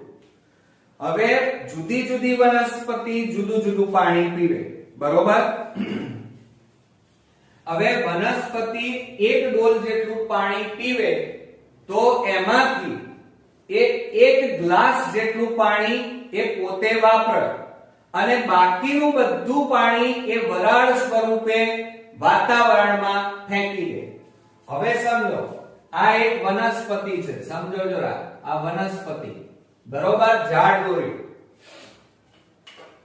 હવે એક ડોલ જેટલું પાણી લે બરોબર પોતાના માટે, અથવા બીજું એક ઉદાહરણ આપો. દાખલા તરીકે તમે ખાવા ગયા, 10 રોટલી લીધી તમારી થાળીમાં, એક રોટલી ખાધી અને 9 રોટલી તમે ફેંકી દો તો એ શું કર્યો કહેવાય? બગાડ કર્યો કહેવાય.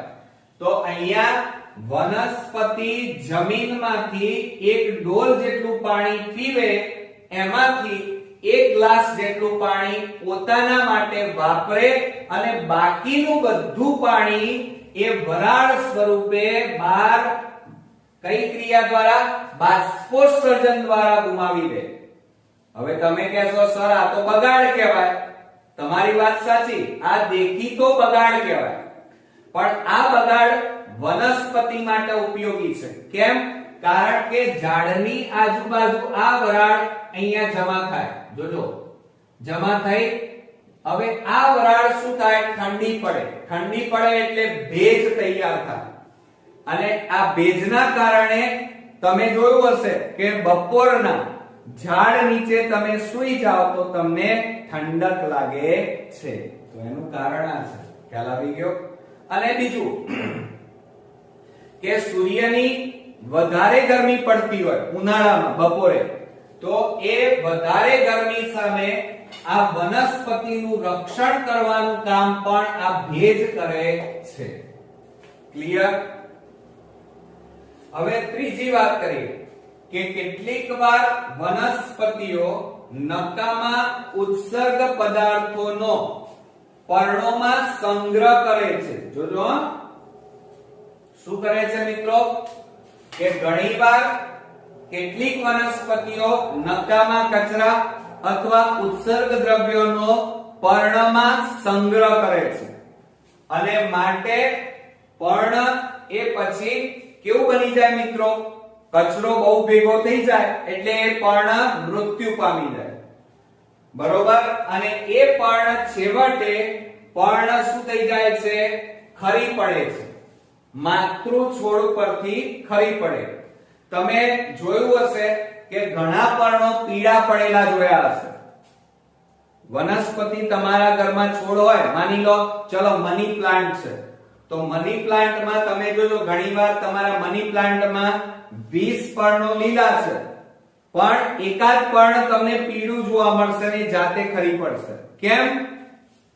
કારણ કે વનસ્પતિ વધારાના નકામા ઉત્સર્ગિત પદાર્થોનો પર્ણમાં શું કરે છે? સંગ્રહ કરે છે અને માટે એ પર્ણ ધીમે ધીમે કેવા રંગનું બની જાય છે? લીલામાંથી પીળા રંગનું બની જાય છે અને છેવટે એ પર્ણ મરી જાય છે, મૃત થઈ જાય છે, ખરી પડે છે.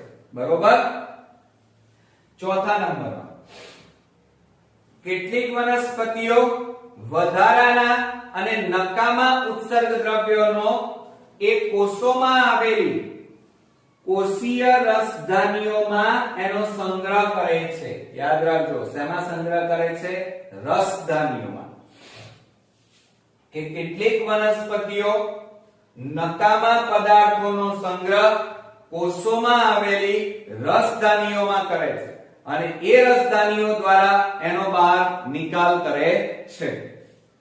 પાંચમા નંબરમાં જોઈએ તો વનસ્પતિઓ અન્ય નકામા પદાર્થો સ્વરૂપે પણ એનો નિકાલ કરે છે. કયા સ્વરૂપે? તો બાવળ. બાવળ જોયો છે તમે? એક કાંટાળો બાવળ, એક ડાયો બાવળ, એક ગાંડો બાવળ. બાવળના ઘણા બધા પ્રકાર છે. તમે શિયાળામાં ગુંદ ખાધો છે? હા, ખાધો છે. તો એમાં તમારી મમ્મી એ ગુંદર લાવે છે, ગુંદ. બરોબર? તો એ વાસ્તવમાં કચરો છે, વનસ્પતિનો ઉત્સર્ગ દ્રવ્ય છે.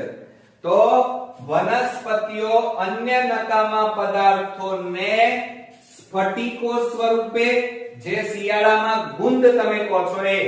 બીજું રેઝિન એટલે કે રાળ, બરોબર, રાળ સ્વરૂપે. જેમ માની લો તમે આંકડો જોયો હશે, હવે એ આંકડાનું પર્ણ તોડી નાખો તો અંદરથી શું નીકળે છે? દૂધ. એવી રીતે આ રેઝિન અથવા રાળ નીકળે. અને ગુંદર, બાવળનો ગુંદર, એ તમે નામ સાંભળ્યું છે. એ બાવળનો શું છે? બાવળની અંદર ઉત્પન્ન થતા નકામા ઉત્સર્ગ દ્રવ્યો છે, જે ગુંદર સ્વરૂપે બહાર કાઢવામાં આવે છે. નો જૂની જલવાહક, જોજો શબ્દ, જૂની જલવાહક પેશીમાં સંગ્રહ કરી એનો નિકાલ કરવામાં આવે છે. સમજો જરા, ફરીથી કહું છું, ટૂંકા પ્રશ્નમાં પૂછાશે કે વનસ્પતિઓ અન્ય નકામા પદાર્થો જેવા કે સ્ફટિકો સ્વરૂપે, રેઝિન અથવા રાળ સ્વરૂપે અથવા ગુંદર સ્વરૂપે જૂની જલવાહક પેશીમાં આ બધાનો સંગ્રહ કરી, જૂની જલવાહક પેશીમાં સંગ્રહ કરી ઉત્સર્ગ દ્રવ્યોનો સમય અનુસાર એનો નિકાલ કરે છે. ક્લિયર મિત્રો? બીજી વાત, હવે છેલ્લા નંબરમાં જોઈ લઈએ કે વનસ્પતિઓ કેટલાક ઉત્સર્ગ દ્રવ્યોને પોતાની આસપાસની ભૂમિમાં ઉત્સર્જિત કરી નાખે છે. જમીનમાં મૂળ દ્વારા. તો જુઓ, કેટલીક વનસ્પતિઓ ઉત્સર્ગ દ્રવ્યો એટલે કે નકામા કચરાને પોતાની આસપાસની ભૂમિમાં, જમીનમાં જ એનો નિકાલ કરી નાખે છે. તો મિત્રો, આ હતા વનસ્પતિની ઉત્સર્જનની પદ્ધતિ. ફરી એક વખત નજર મારી લઈએ એટલે બધું જ આપણું તૈયાર થઈ જાય. જોઈએ મિત્રો કે વનસ્પતિઓ પ્રાણીઓની જેમ કોઈ અલગથી ઉત્સર્જન તંત્ર અથવા ઉત્સર્જન અંગો ધરાવતા નથી. માટે વનસ્પતિ નકામા કચરાનો જુદી જુદી રીતે નિકાલ કરે છે. એમાં પહેલું જોઈએ તો વનસ્પતિઓમાં પ્રકાશ સંશ્લેષણની ક્રિયા દરમિયાન નકામી નિપજ સ્વરૂપે ઓક્સિજનનો નિકાલ કરવામાં આવે છે. બીજા નંબરમાં જોઈએ તો વનસ્પતિ વધારાનું પાણી બાષ્પોત્સર્જનની ક્રિયા દ્વારા વરાળ સ્વરૂપે મોટા ભાગે વાયુરંધ્ર દ્વારા, પર્ણરંધ્ર દ્વારા એનો નિકાલ કરે છે. અને પાણીનો વરાળ સ્વરૂપે નિકાલ એને બાષ્પોત્સર્જન કહેવાય. ઓકે. ત્રીજા નંબરમાં કે કેટલીક વનસ્પતિઓ નકામા ઉત્સર્ગ દ્રવ્યોનો પર્ણમાં સંગ્રહ કરે છે અને માટે એ પર્ણ ધીમે ધીમે શું થાય છે મિત્રો? એ ધીમે ધીમે પીળું પડી જાય છે અને એ ખરી પડે છે, મૃત બની જાય છે. એટલે કેટલીકવાર વનસ્પતિઓ નકામા ઉત્સર્ગ પદાર્થોનો પર્ણોમાં સંગ્રહ કરે છે અને છેવટે આ પર્ણ ખરી પડે છે અને એ રીતે નિકાલ થાય છે. ચોથા નંબરમાં કેટલીક વનસ્પતિઓ નકામા પદાર્થોનો સંગ્રહ કોષોની અંદર આવેલી રસધાનીઓમાં કરે છે અને ત્યારબાદ એ રસધાનીમાંથી એનો નિકાલ કરે છે. પાંચમા નંબરમાં જોઈએ તો કેટલીક વનસ્પતિઓ નકામા ઉત્સર્ગ દ્રવ્યોનો સ્ફટિકો સ્વરૂપે રાળ એટલે એક જાતનો ગુંદ કહેવાય, ચીકણું ગુંદ, મધ જેવું પ્રવાહી હોય એને, રાળ, રેઝિન અને ગુંદરનો જૂની જલવાહક પેશીમાં એનો સંગ્રહ કરી અને સમય પ્રમાણે એનો નિકાલ કરે છે.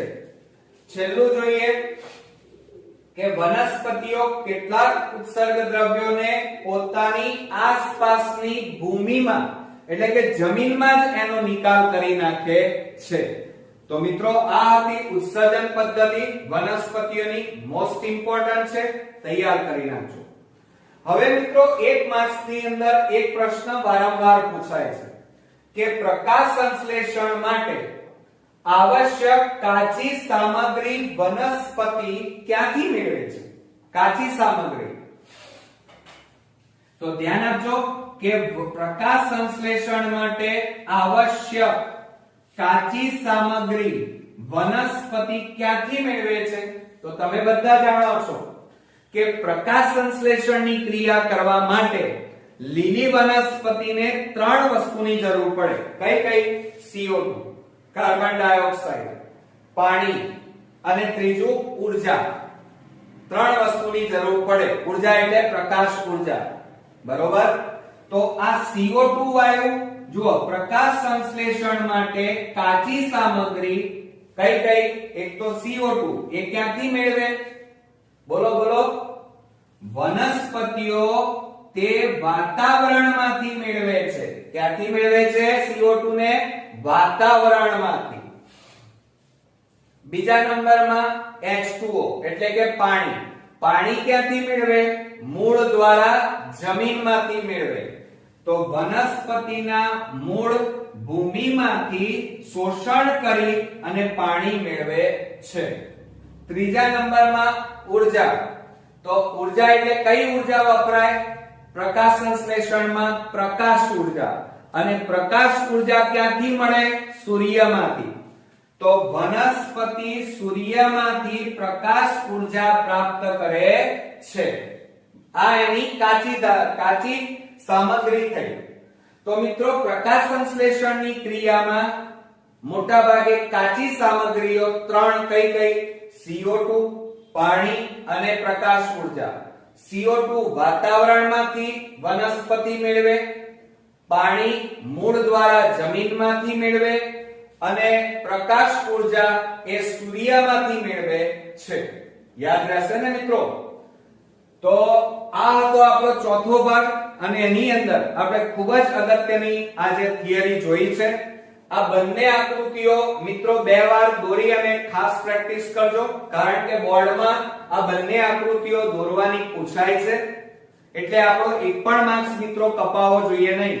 એટલે તમે જોડે જોડે સ્ક્રીનશોટ પણ પાડી લેજો. એટલે સાચી આકૃતિ દોરાય, ખોટી નહીં. બરોબર? ઓકે. તો નેક્સ્ટ વિડિયોમાં પાછા ટેક્સ્ટ બુકની બીજી અગત્યની થિયરી સાથે ફરી મળીશું. ત્યાં સુધી ગુડ નાઈટ મિત્રો.